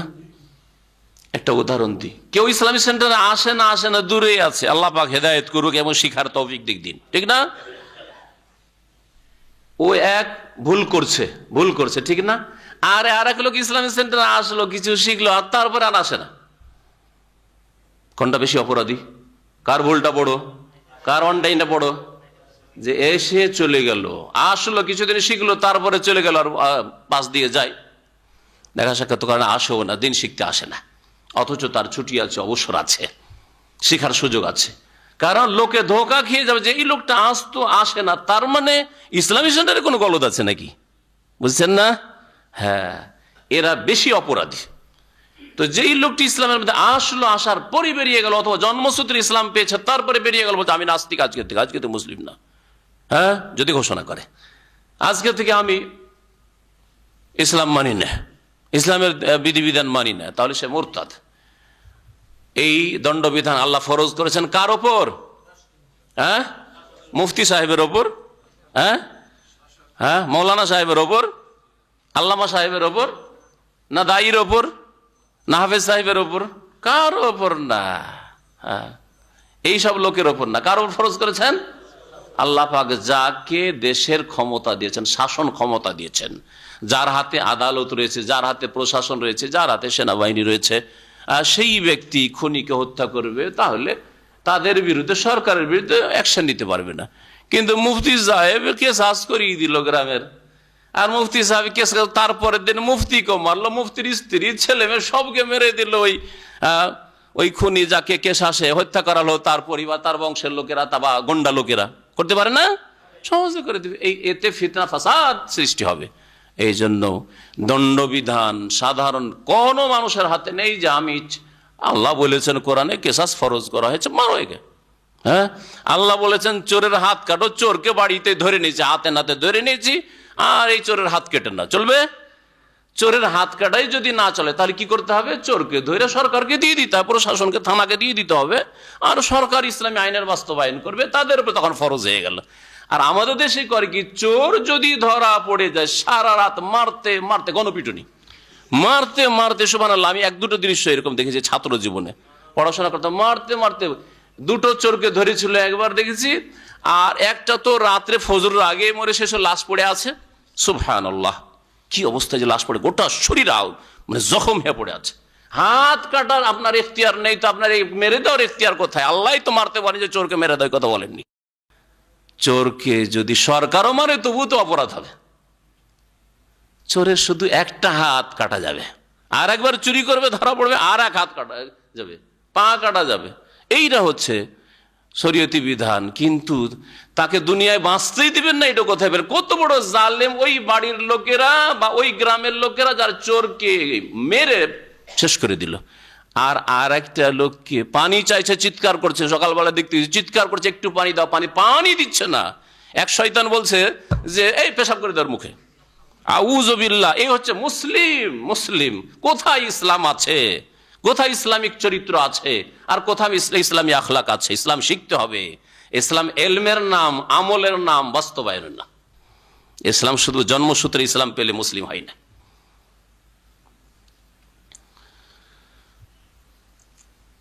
রহমানের বান্দারা তাহলে অন্যায়ভাবে কাউকে খুন করে না। ওয়ালা ইয়াজনুন, আর তারা জেনাও করে না। অন্য আয়াত আল্লাহ বলছে ওয়ালা তাকরাবুজ জিনা, জেনার কাছেও যেও না। জেনার কাছে যেসব কাজ করলে, যেসব আচরণ করলে, যেসব কথা বললে জেনা হইতে পারে, সম্ভাবনা আছে। একটা মেয়েকে দেখে ভালো লাগলো, তখন আবার দেখার চেষ্টা, যে দেখি আরেকবার দেখবো। স্কুলে যায়, মেয়েটা স্কুলে যায়, তখন ওই রাস্তায় দাঁড়িয়ে থাকে। এটা জেনার কাছে যাওয়া, জেনার কাছে যাওয়া।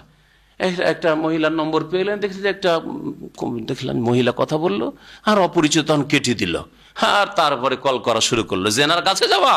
হ্যাঁ, এইরকমই কোনো মহিলার সাথে সফর করা, অপর মহিলার সাথে সফর করা। আপনি ভাবি কিনে সফর করছেন, হ্যাঁ, আপনি শালি কিনে সফর করছেন, শ্বশুর বাড়ি থেকে শালি কিনে চলো, তোমার বোনকে দেখতে চলো, হ্যাঁ, নিয়ে চললেন। এগুলি জেনার কাছে যাওয়া, জেনার কাছে যাওয়া। এইরকম নির্জনতা অবলম্বন করা, একসাথে মিটিং, মহিলা পুরুষের মিটিং নির্জনতায়। তারপরে ট্যাক্সিতে ট্যাক্সির ড্রাইভার আছে, আর একটা মহিলা একাই চেপে গেছে, আর 2-4-10 কিলোমিটার নিয়ে ঘুরছে, শহরের ভিতরে ঘুরছে। শহরের ভিতর থেকে বাইরে নিয়ে যেতে পারে না, হ্যাঁ, একটু চোখের আড়ালে কোথাও বন জঙ্গলে নিয়ে যেতে পারে না, অথবা ওখানেই খারাপ আচরণ করতে পারে না। সে মহিলাই খারাপ আচরণ করতে পারে, অথবা পুরুষ করতে পারে। সুতরাং একজন মহিলা শুধু একজন ট্যাক্সি ড্রাইভারের সাথে চাপবে, এটাও জেনার কাছে যাওয়া। আর চোখের জেনা, কানের জেনা, অশ্লীল কথা শোনা, অশ্লীল দৃশ্য দেখা, এই আপনার ফিল্ম দেখা, এগুলি হচ্ছে চোখের জেনা, এগুলি জেনার কাছে যাওয়া। কারণ এই ছবি দেখতে দেখতে তখন আসলটা দেখতে ইচ্ছা হবে।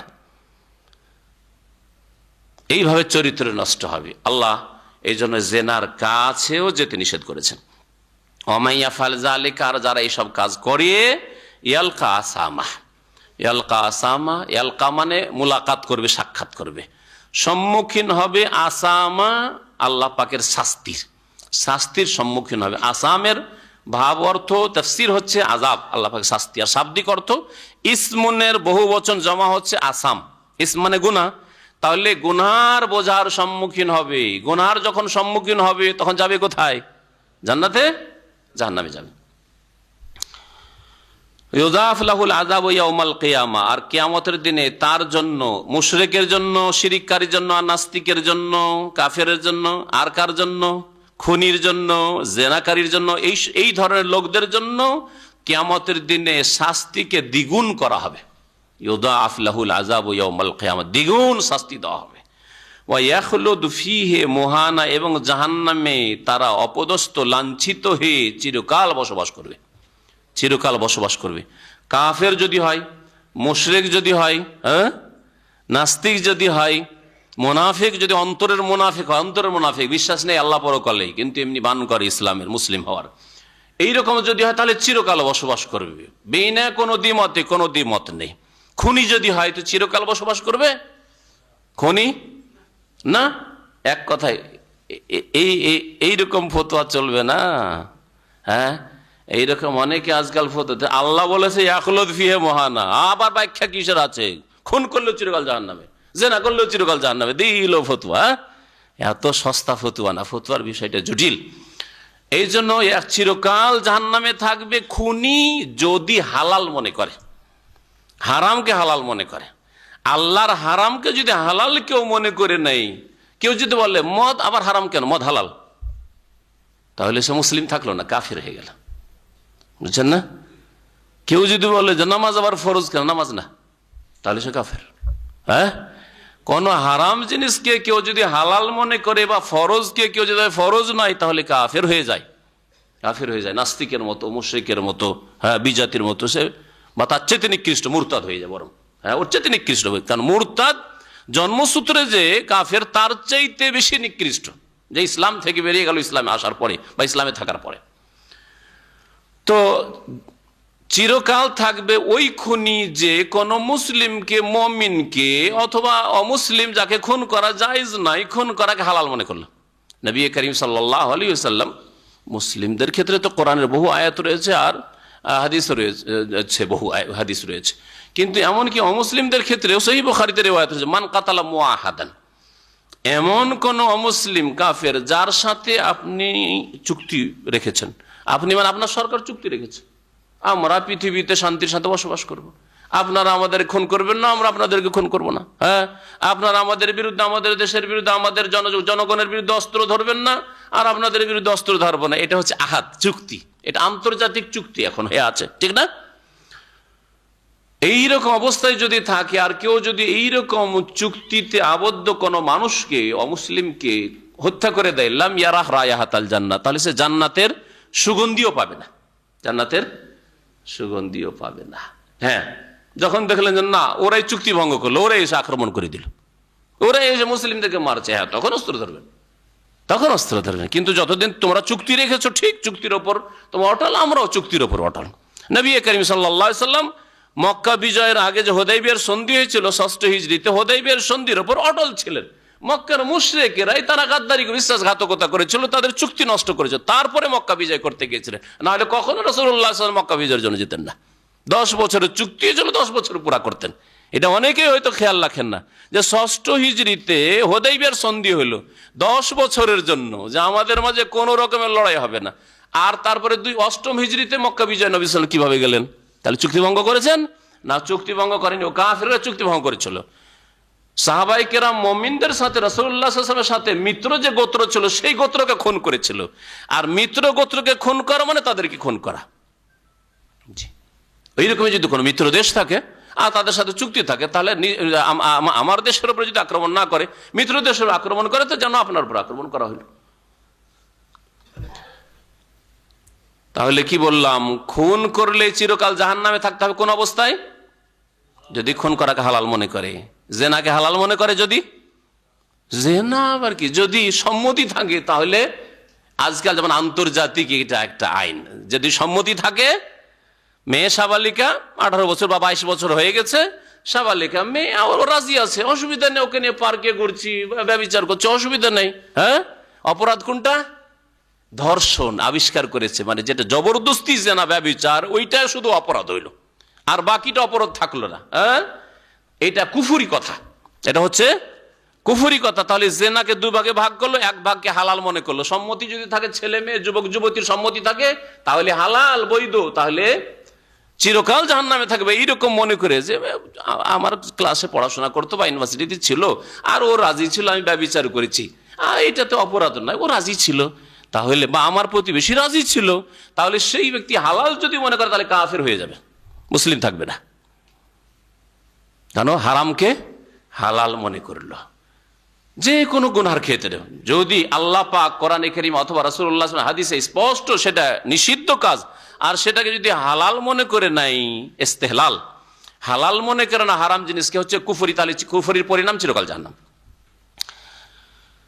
আর যদি খুন করে থাকে, কিন্তু না, মুসলিমকে খুন করা জায়েজ নয়, জমি জায়গা নিয়ে দ্বন্দ্ব হয়েছে, খুন করে দিয়েছে, রাজনীতি নিয়ে দ্বন্দ্ব হয়েছে, লড়াই হয়েছে, খুন করে দিয়েছে, কিন্তু খুন করা জায়েজ মনে করে না, নিজেকে মনে করছে আমি অপরাধী, আমি আমার বিরোধীকে খুন করেছি, আমি অন্যায় কাজ করেছি, তাহলে ইয়াখলুদ ফিহে মুহানা, জাহান্নামে বসবাস করবে লাঞ্ছিত, অপদস্থ হয়ে। ইয়াখলুদের অর্থ চিরকাল না করে তাফসীর কাররা সালাফে সালেহ বলেছেন দীর্ঘকাল। কি বলবেন? দীর্ঘকাল, হাজার হাজার বছর, লক্ষ লক্ষ বছর, কোটি কোটি বছর, আল্লাহ পাক জানে কতদিন। জি, ইয়াখলুদ ফিহে মুহানা। যদি ঈমান থাকে তাহলে ফিরে আসবে, যদি নামাজ থাকে তাহলে ফিরে আসবে। নামাজি মুসলিম, শিরক মুক্ত মুসলিম, কিন্তু খুন হয়ে গেছে, আর সে নিজেকে অপরাধী মনে করছে, হ্যাঁ, আল্লাহ পাক রব্বুল শাস্তি দিয়েও জান্নাতে ফেরাবেন। তাহলে কিন্তু খুনও করে যাবে নামাজি, তাহলে ও আবার কি জন্য ফিরে আসবে?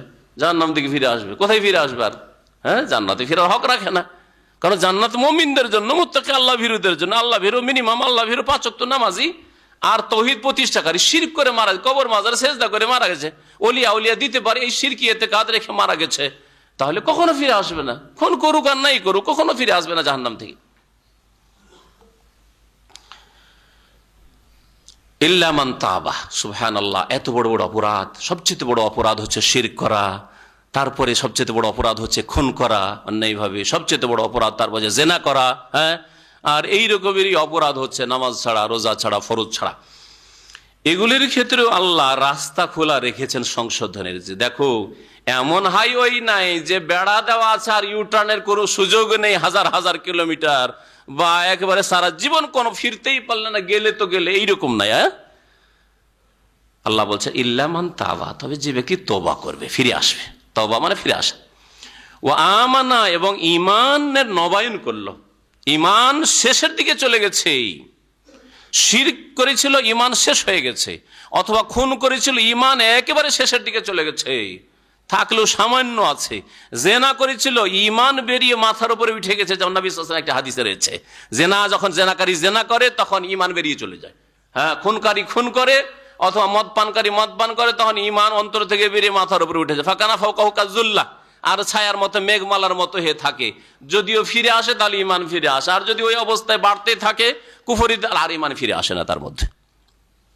তাহলে গুনাহ মানুষকে কুফরির দিকে নিয়ে যায়, শিরকের দিকে নিয়ে যায়, চিরকালের জাহান্নামে বানিয়ে দেয়। এক গুনাহ আর এক গুনাহকে ডেকে নিয়ে আসে। হ্যাঁ, একটা দুটা করতে করতে বহু গুনাহে মানুষ লিপ্ত হয়ে যায়। এই জন্য প্রথমে একটা ভুল হইতেই, গুনাহ হইতেই সতর্ক হন এবং তওবা করেন। আল্লাহ তওবার দরজা খুলে রেখেছেন।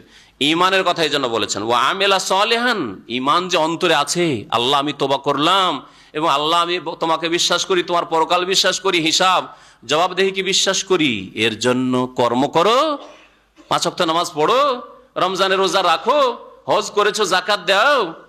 ওয়া আমিলা আমালান সালিহান, আর ভালো আমল করে প্রমাণ করে দিল যে আমি আল্লাহ ভীরু, আমি মুসলিম, আমি আল্লাহকে ভয় করি।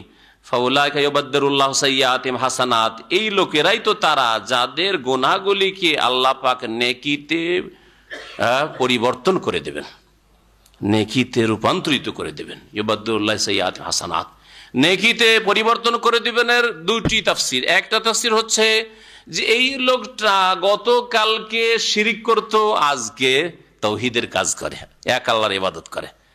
গতকালকে দুর্গা দরগা বলতো, আজকে ইয়া আল্লাহ রব্বানা যালামনা আনফুসানা বলছে। বদলে দিলেন আল্লাহ পাক রব্বুল আলামিন। গুনাহকে, গুনাহর দিনকে তার কি করলেন, নেকির দিনে পাল্টে দিলেন। গুনাহর রাতে গুনাহ করতো, গুনাহর রাতকে নেকির রাতে আল্লাহ পাল্টিয়ে দিলেন। এটা হচ্ছে এই আয়াতের তাফসীর, যাতে কোনো দ্বিমত নেই। আর একটা তাফসীর একটা হাদিসের ভিত্তিতে আছে। হাদিসটা সহিহ মুসলিমে রয়েছে, হাদিসটা সহিহ মুসলিমে রয়েছে।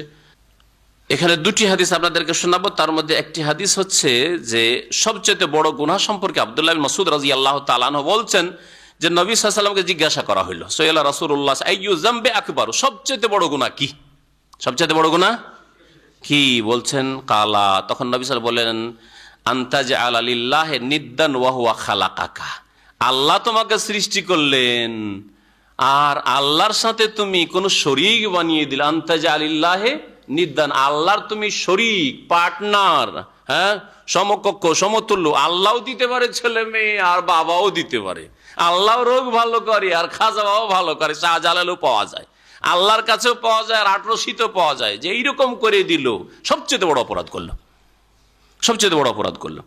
তারপরে নবী সাল্লাল্লাহু আলাইহি ওয়াসাল্লামকে জিজ্ঞাসা করা, সুম্মা আইয়ু, তারপরে কি?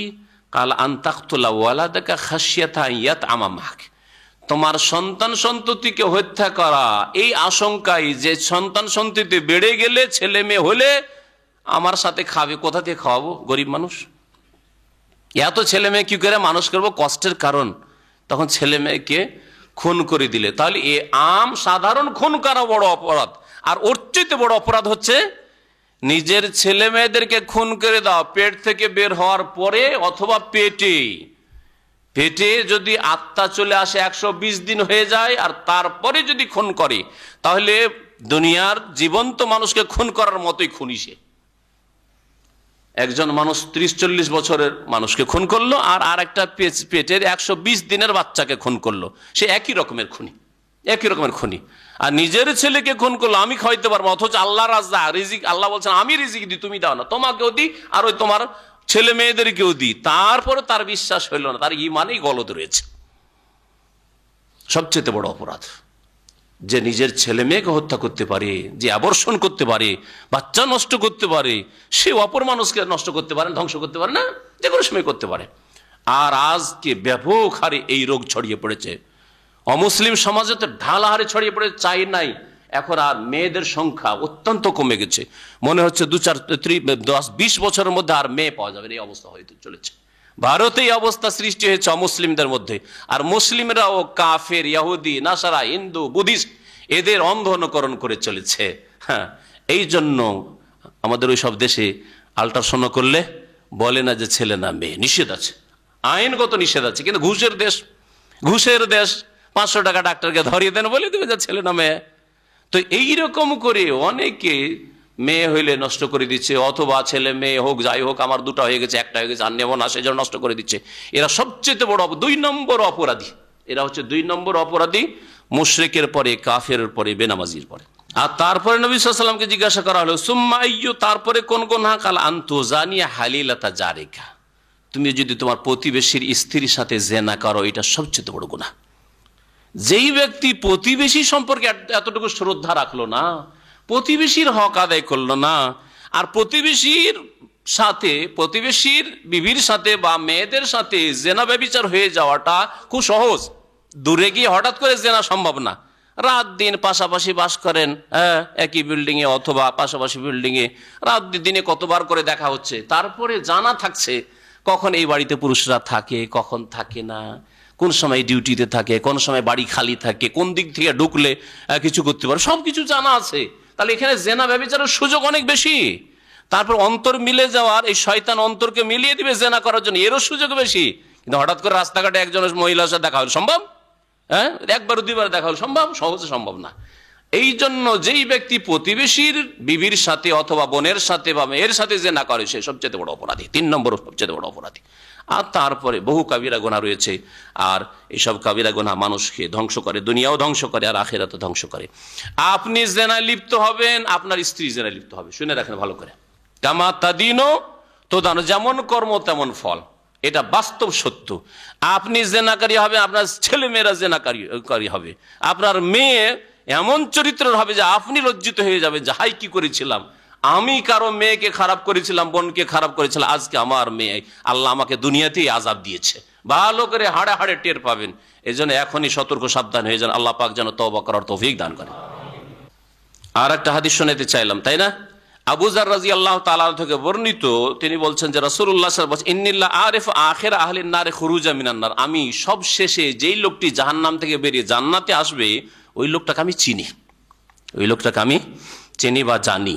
ও আখির আহলিল জান্নাতে দুখুরান ইলাল জান্নাহ, আর সবচাইতে শেষে, সবার শেষে জান্নাতে প্রবেশ করবে জান্নাতীদের মধ্যে, ওকে চিনি। মানে সব শেষে জাহান্নাম থেকে বেরিয়ে আসলো, আর সব শেষে যেহেতু জাহান্নাম থেকে বের হলো, সেই জন্য সব শেষে জান্নাতে যাবে, ওই লোকটিকে চিনি। ইউতাবি রাজুলিন, একটা লোককে নিয়ে আসা হবে, ফায়াকুলু, আর আল্লাহ বলবেন, নাহু আনহু কিবারা যুনুবি, এর বড় বড় গুনাহগুলির যে ফাইল রয়েছে ওইটাকে আলাদা রাখো, দেখায়ও না ওকে।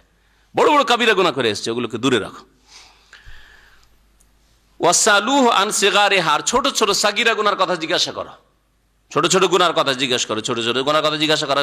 ফায়ুকালুল্লাহু, ফেরেশতারা বলে, আমিলতা কাযা ইয়াউমা কাযা, আমিলতা ইয়াউমা কাযা কাযা ওয়া কাযা, ওয়া আমিলতা ইয়াউমা কাযা কাযা ওয়া কাযা, অমুক দিনে এই কাজগুলি করেছো, অমুক দিনে এই কাজগুলি করেছো, অমুক দিনে এই কাজ করেছো, ছোট ছোট গুনার কথা তার উল্লেখ করা হবে। ফায়াকুলুনা, সবগুলি স্বীকার করবে। লা ইয়াস্তাতিউ আন ইউনকিরা, কোনো অস্বীকার করতে পারবে না, মিন যালিকা শাইয়ান। ফায়ুকাল, তারপরে বলা হয়, ফাইন্না লাকা বিকুল্লি সাইয়্যাতিন হাসানা, যেহেতু ওর আযাব শাস্তি হয়ে গেছে, যে গুনাহগুলি ছিল ওগুলোর আযাব শাস্তি তার হয়ে গেছে যা হওয়ার। আর তারপর আল্লাহ বলবে যে তোমার প্রত্যেকটা গুনার বিনিময়ে এখন নেকি, প্রত্যেকটা গুনার বিনিময়ে একটা করে নেকি।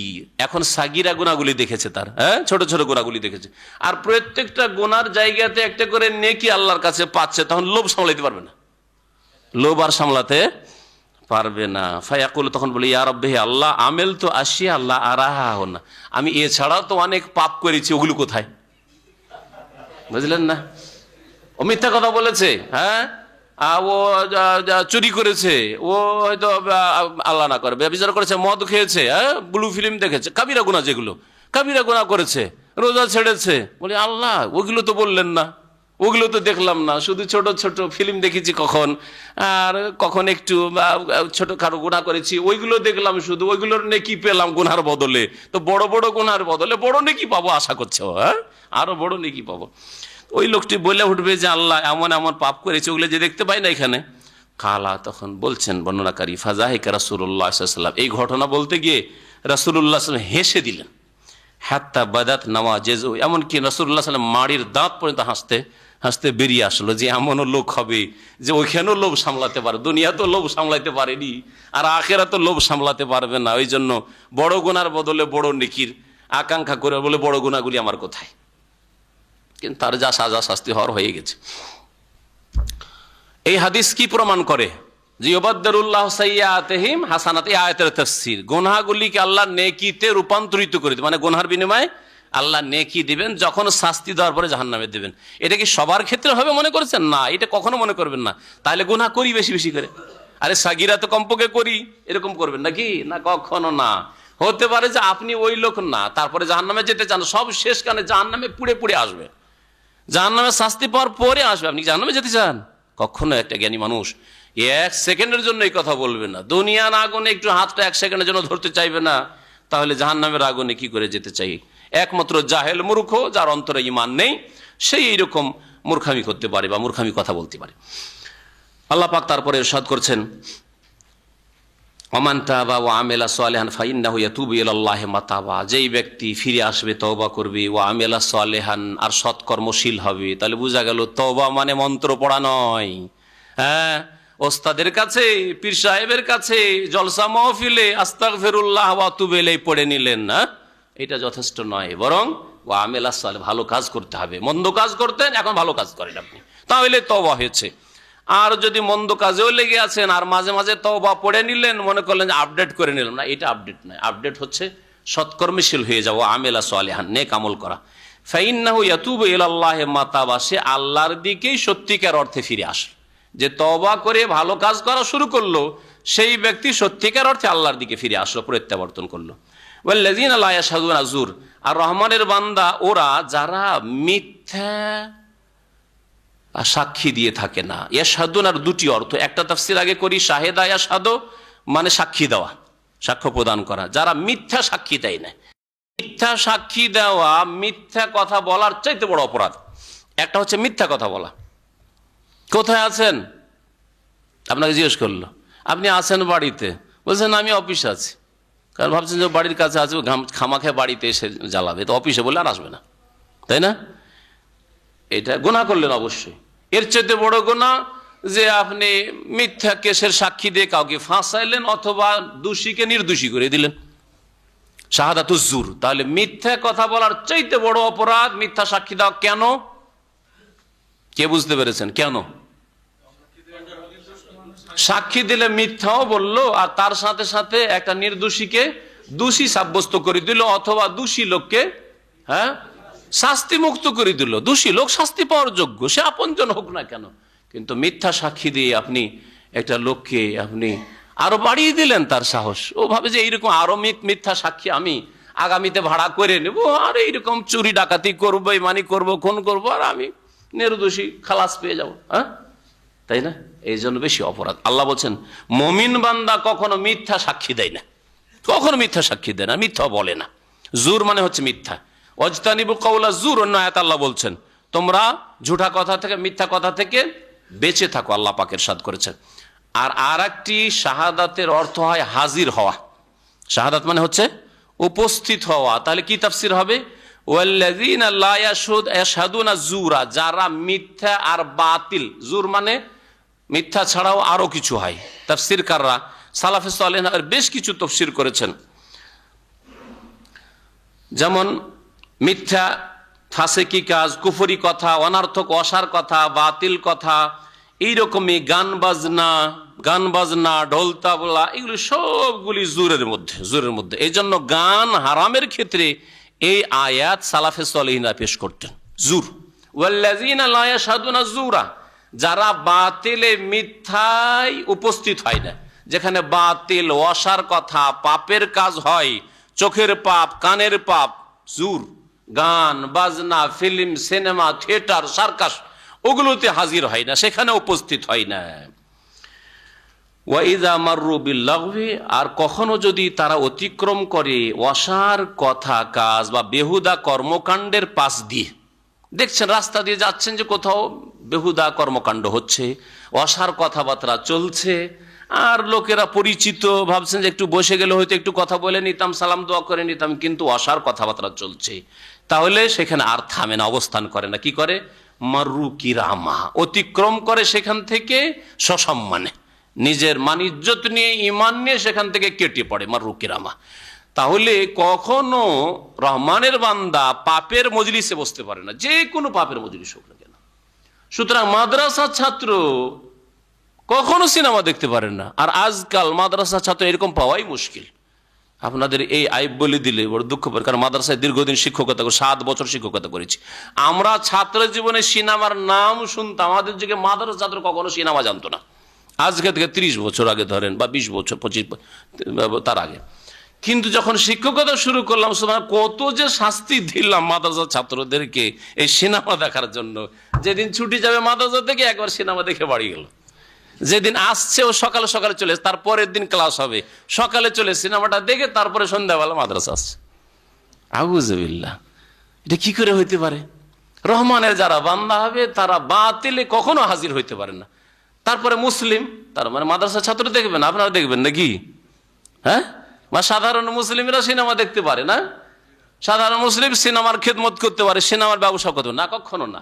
মুসলিম আল্লাহর নিয়ামতের শুকরিয়া আদায় করেন, আল্লাহ জন্মসূত্রে আপনাকে মুসলিম করেছে, কাফের ঘরে পয়দা করেননি। বললে যে না, তাহলে রহমানের বান্দা আপনি, আপনি কি শয়তানের বান্দা? রহমানের বান্দা যদি না হন, তাহলে শয়তানের বান্দা হবেন, শয়তানের গোলাম হবেন। রহমান দয়াবানের যখন বান্দা, তাহলে বাতিল জায়গায় ওয়াসার কথা কাজ পাপ যেখানে হয় সেখানে কখনো উপস্থিত হবেন না, কখনো উপস্থিত হবেন না। যেমন মিথ্যা সাক্ষী দেবেন না, মিথ্যা কথা বলবেন না।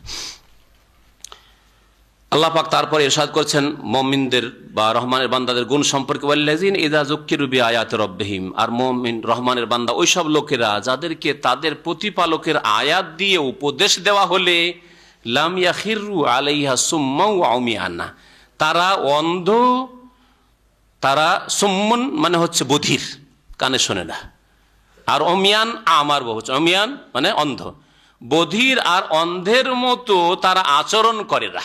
ভাব অর্থ আচরণ করে না বললাম। আল্লাম ইয়াখিরু, খাররা ইয়াখিরু মানে হচ্ছে মুখের ভরে পড়ে যাওয়া, আছাড় খাওয়া। তাহলে শাব্দিক অর্থ করলে বাংলাটা সুন্দর লাগবে না। শাব্দিক অর্থ করলে, অনেক সময় শাব্দিক অর্থ যদি করেন কোরআন হাদিসের বা আরবি ভাষার, তাহলে সেই মানে সৌন্দর্যতা থাকবে না ভাষা। হ্যাঁ, যদি অর্থ করে ওই রকম, তো কি হবে?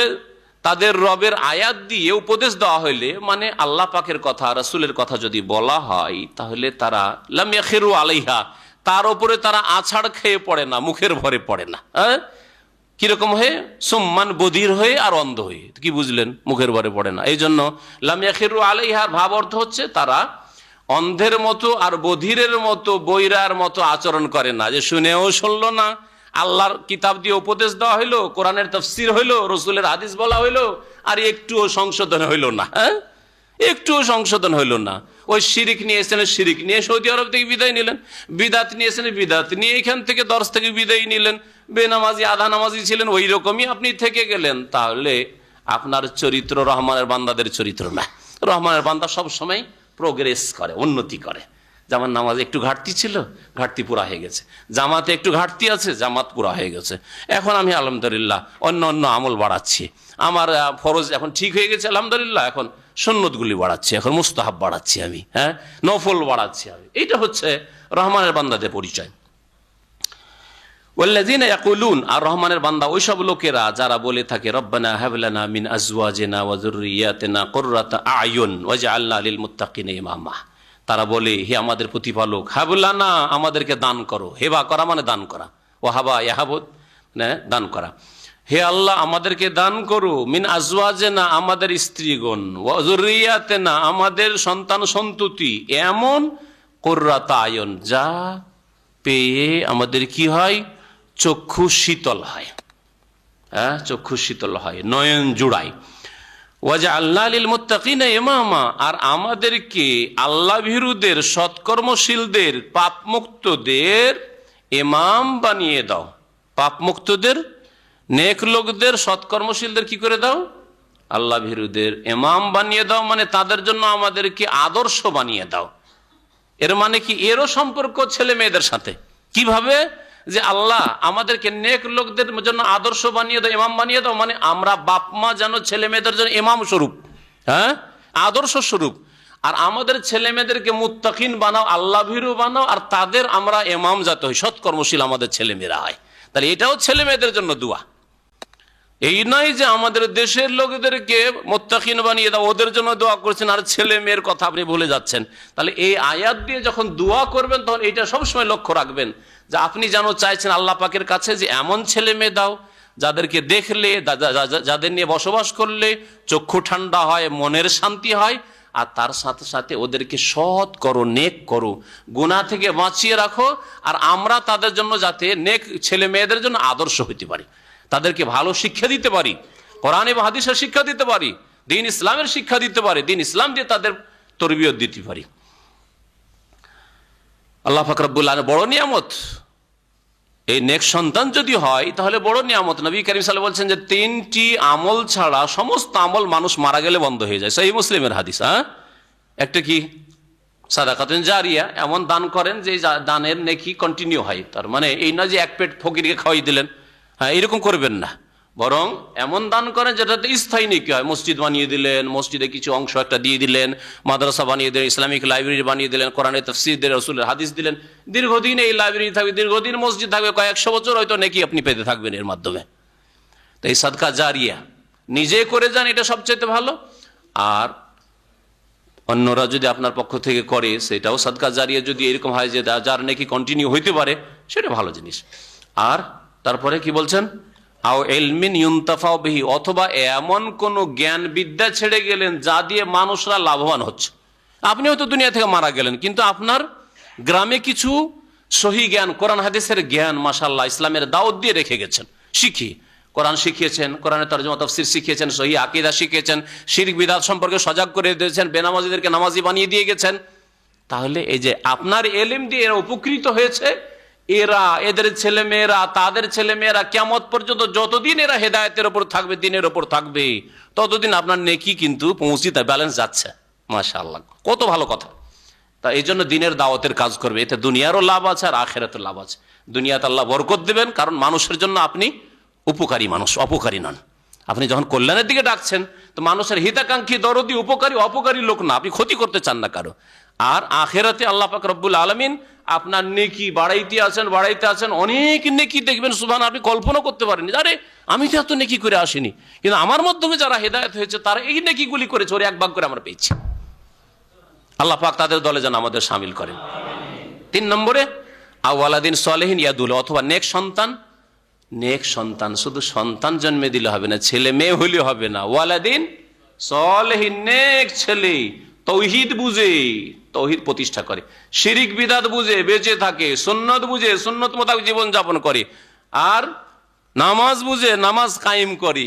সলেহ নেক ছেলে যদি ছেড়ে যান, আর নেক ছেলে যদি দোয়া করে, সেই দোয়াতে মাইয়েতের কাজ হয়, মাইয়েতের আযাব দূর হয় কবরের, মাইয়েতের আখিরাতের ব্যালেন্স বাড়ে। নেক ছেলে আর আপন ছেলে যেইভাবে দোয়া করবে, সেই দোয়া কি আর ভাড়াইটা হুজুর দিয়ে হবে? কখনো হবে না। সুতরাং এই তরিকা বাদ দেন, কোরআন খানি করাইলেন আর হুজুরদেরকে দিয়ে কবর জিয়ারত করিয়ে নিলেন, আর বলে হুজুররা দোয়া করেছে। আপনার ছেলের চাইতে, আপনার ভাইয়ের চাইতে দোয়া মনে করছেন যে আমার ওই হুজুরের কিবলার দোয়া বেশি কাজে, কখনো না। তাহলে নবী সাল্লাল্লাহু আলাইহি সাল্লামের কথা উল্টো হয়ে যায় নাকি? ছেলে যে অন্তর নিয়ে, নেক ছেলে যদি মানুষ করে যান, যে অন্তর নিয়ে বাপ মায়ের জন্য দোয়া করবে, সারা পৃথিবীর কেউ করতে পারে না। আর আপনার আব্বা মারা গেছে, আপনার আম্মা মারা গেছে, আপনি আজকে যদি মারা যায়, যেই শোকে আপনি শোকার্ত, ব্যথিত, ওই ব্যথা আমি ভান করি কি পারবো? আমি তো ভানও করি, প্রকাশ করি, পারবো কি? আর সেটা কি ওই রকম হবে যেটা আপনার মানে প্রাকৃতিক আপনার শোক হয়েছে, অটোমেটিক শোক হয়েছে, আপনারা শোক আনেন আর না আনেন আপনার শোক হয়েছে, আর আমাকে ভান করা লাগবে? তো এই অপরের দোয়ার উপর ভরসা করা, নিজের গুলিকে উপেক্ষা করা, ভুলে যাওয়া, নিজের ছেলে মেয়েকে নেক করার চেষ্টা না করা, এটাই বড়ই অজ্ঞতা। আল্লাহ পাক যেন বুঝার তৌফিক দান করেন। আল্লাহ পাক তারপরে বলছেন উলাইকা ইউজজাউনাল গুরফা, এইসব লোকেরা রহমানের বান্দা যাদের গুণ বলা হলো প্রায় 12টি, এদেরকে বদলা দেওয়া হবে, প্রতিদান দেওয়া হবে, জাজা। এই জন্য আরবরা বলে জাজাকাল্লাহ খাইরা, জাজা থেকে ইউজজাউনা, হ্যাঁ মুজারে শেগা, ইউজজাউনা, এদেরকে বদলা দেওয়া, প্রতিদান দেওয়া হবে আল গুরফা, জান্নাতের বালাখানার, জান্নাতের প্রাসাদের, জান্নাতে সুউচ্চ স্থানের। বেমা সবারু, গুরফা মানে কক্ষ হয়, কিন্তু এখানে কক্ষ বোঝানো নেই। গুরফা আর শাব্দিক অর্থ উঁচু স্থান, আর উঁচু স্থানে ভিটে মাটি সাধারণত অন্য মাটির চাইতে উঁচা হয়, এই জন্য গুরফাকে গুরফা বলা হয়। আর এখান থেকে গুরফা মানে কাসর, প্রাসাদ বোঝানো হয়েছে। জান্নাতের প্রাসাদ আল্লাহ পাক বদলাই দেবেন, বেমা সবারু, কারণ তারা দিনের ওপর ধৈর্য ধারণ করেছিল, বালা মুসিবতে ধৈর্য ধারণ করেছিল, গুনাহ থেকে বেঁচে থাকার ক্ষেত্রে ধৈর্য ধারণ করেছিল। 3 রকমের ধৈর্যের কথা বললাম, 3 রকমের ধৈর্য রয়েছে। ওয়া ইউলাক্কাউনা ফিহা তাহিয়াতান ওয়া সালামা, আর তাদেরকে অভ্যর্থনা জানানো হবে। ইউলাক্কাউনা ফিহা, ফিহা মানে ফিল জান্নাহ, জান্নাতে তাদেরকে অভ্যর্থনা জানানো হবে, তাহিয়াতান ওয়া সালামা, সংবর্ধনা আর সালামের সাথে, সংবর্ধনা আর সালামের সাথে তাদেরকে অভ্যর্থনা জানানো হবে। জান্নাতে অভ্যর্থনা জানাবে কারা? ফেরেশতারা। ফেরেশতারা আসবে আর বলবে, হ্যাঁ, সালাম, সালামুন আলাইকুম তিবতুম ফাদখুলুহা খালিদিন। আল্লাহ পাক কোরআনে কারীমে বলেছেন খালিদিন ফিহা, সেখানে এই নেক লোকেরা চিরকাল বসবাস করবে জান্নাতে। কোনোদিন আর টেনশন হবে না যে কি করে খাবো আর আগামীতে কি হবে। যতই সৌদি আরবে 25-30 বছর থাকেন, তারপর এক চিন্তা, দেশে গিয়ে অনেকে সেটেল হয়েছে, আমি কেমন করে সেটেল হব, কি যে করব, ব্যবসা করব না গাড়ি করব, কি যে করব না ঘর বাড়ি তৈরি করে ভাড়া দিয়ে খাবো, কত চিন্তা, পয়সা থেকেও চিন্তা ছুটছে না, তাই না? ওখানে কোনো চিন্তা নেই, খালিদিনা ফিহা, চিরকাল থাকবেন। হাসনাত মুস্তাকাররাম ওয়া মাকামা। জাহান্নামের ক্ষেত্রে আল্লাহ কি বলেছেন? ইন্না সাআত মুস্তাকাররাম ওয়া মাকামা, জঘন্য আশ্রয়স্থল আর জঘন্য বাসস্থান। আর আল্লাহ বলছেন হাসনাত, কতই না চমৎকার, কতই না সুন্দর, মুস্তাকার আশ্রয়স্থল এই জান্নাত, ও মাকামা আর বাসস্থান কতই না সুন্দর। কুল, হে নবী তুমি মানুষকে জানিয়ে দাও, আর বিশেষ করে মক্কার লোকদেরকে জানিয়ে দিতে বলা হয়েছে, কারণ মক্কি সূরা, মায়া বাবেকুম রব্বি, আমার প্রতিপালক আল্লাহ তোমাদেরকে নিয়ে কোনো পরোয়াই করেন না, তোমাদের পরোয়াই করেন না। লাউলা দুআউকুম, যদি তোমরা তাকে না ডাকো, তার কাছে যদি দোয়া না করো, তার প্রতি ঈমান না নিয়ে আসো, তার কাছে যদি না চাও, তার ইবাদত বন্দেগী না করো। লাউলা দুআউকুম না লাউলা ইবাদাতুকুম, দোয়া মানে ইবাদত। তোমরা যদি আল্লাহ পাকের ইবাদত বন্দেগী না করো, দেব দেবীর ইবাদত করো, পূজা করো, কবর মাজারে সেজদা করো, মায়া বাবেকুম রব্বি, আল্লাহর কোনো পরোয়া নেই, আল্লাহর কোনো ক্ষয়ক্ষতি হয়ে যাবে না, আল্লাহ রাজত্বে কিঞ্চিত পরিমাণও কোনো অভাব দেখা দিবে না যে তোমরা কিছু করে দিলে, না, মায়া বাবে, আল্লাহর কোনো পরোয়া নেই। লাউলা দুআউকুম ফাকাদ কাযযাবতুম, কারণ তোমরা মিথ্যা মনে করেছো, অস্বীকার করেছো। ফাসাউফা ইয়াকুনু লিজামা, শীঘ্রই তোমাদের জন্য হবে লিজামা, অনিবার্য শাস্তি। ফাসাউফা ইয়াকুনু, ইয়াকুনু মানে হবে, আর লেজামা মানে হচ্ছে যেটা ধরে ফেল, লাজিম। হ্যাঁ, লাজিম থেকে লেজামা, লাজিম মানে কি? আবশ্যক, তাই না? এই জন্য অনিবার্য শাস্তি তোমাদের জন্য রয়েছে। এই ফাসাউফা ইয়াকুনু লেজামা, এই কোন শাস্তি, এই সম্পর্কে 2টি তাফসীর রয়েছে। একটা তাফসীর কিছু কিছু সাহাবী তাবেঈন তারা তাফসীর করেছেন, এটা বদরের যুদ্ধকে বোঝানো হয়েছে, বদরের দিন যেটা ইয়াউমুল ফুরকান। আল্লাহ পাক যেন এই আয়াতে বলছেন, দেখো আবু জাহাল, আবু লাহাব, উতবা, শাইবা, রাবিয়া, তোমরা মুহাম্মদ সাল্লাল্লাহু আলাইহি ওয়াসাল্লামের প্রতি ঈমান নিয়ে আসো না, আল্লাহ কোনো পরোয়া করেন না, আর তোমরা আল্লাহর দিনকে অস্বীকার করেছো, নবীকে মিথ্যা মনে করেছো। ফাকাদ কাযযাবতুম ফাসাউফা ইয়াকুনু লিজামা, শীঘ্রই তোমাদের জন্য অনিবার্য আযাব আসছে, বদরের আযাব। 70 জন খুন হবে মুমিন মুসলিমদের হাতে, যাদেরকে বিতাড়িত করছো মক্কা থেকে, আর জুলুম অত্যাচার চালাচ্ছ যাদের ওপর, আর 70 জন বন্দী হয়ে মদিনা পৌঁছিবে। ফাসাউফা ইয়াকুনু লিজামা, এটা ভবিষ্যৎবাণী জানো এতে রয়েছে। এটা একটা তাফসীর সালাফগণ করেছেন। আর আরেকটা তাফসীর হচ্ছে যে শীঘ্রই মানে কিয়ামত, শীঘ্র, কিয়ামত খুব কাছে। কখন যে কিয়ামত হয়ে যায় বলার কিছু। নবী সাল্লাল্লাহু আলাইহি সাল্লাম কিয়ামতের যেসব লক্ষণ বলে, ছোট লক্ষণ প্রায় চলে এসেছে, আর বড় লক্ষণ শুরু হলে খুব তাড়াতাড়ি শেষ। এই যে ফাসাউফা ইয়াকুনু লিজামা, শীঘ্রই তোমাদের উপর অনিবার্য আযাব আসবে যদি তোমরা কুফরের অবস্থা, আল্লাহর ইবাদত বন্দেগী না করে, আল্লাহর আদেশ নিষেধ না মেনে দুনিয়া থেকে চলে যাও। অর্থাৎ কিয়ামতের দিনের আযাব আসবে এবং দুনিয়ার বিভিন্ন আযাব রয়েছে, সবগুলি আযাবকে শামিল এই আয়াত। কারণ খাস যদি অর্থ কোথাও তাফসীর কেউ করেও থাকেন, ব্যাপক অর্থ যদি ওই সেই আয়াতের অর্থ বহন করে তো ব্যাপক রাখাই ভালো। সবগুলি আযাবকে শামিল, দুনিয়ার আযাবকেও শামিল আর আখিরাতের আযাবকে শামিল।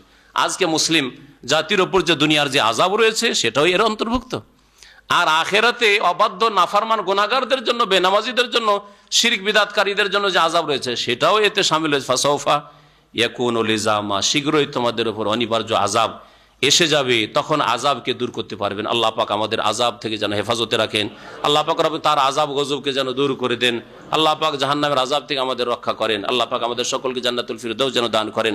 সুবহান রাব্বিকা রাব্বিল ইজ্জাতি আম্মা ইয়াসিফুন ওয়া সালামুন আলাল মুরসালিন ওয়ালহামদুলিল্লাহি রাব্বিল আলামিন।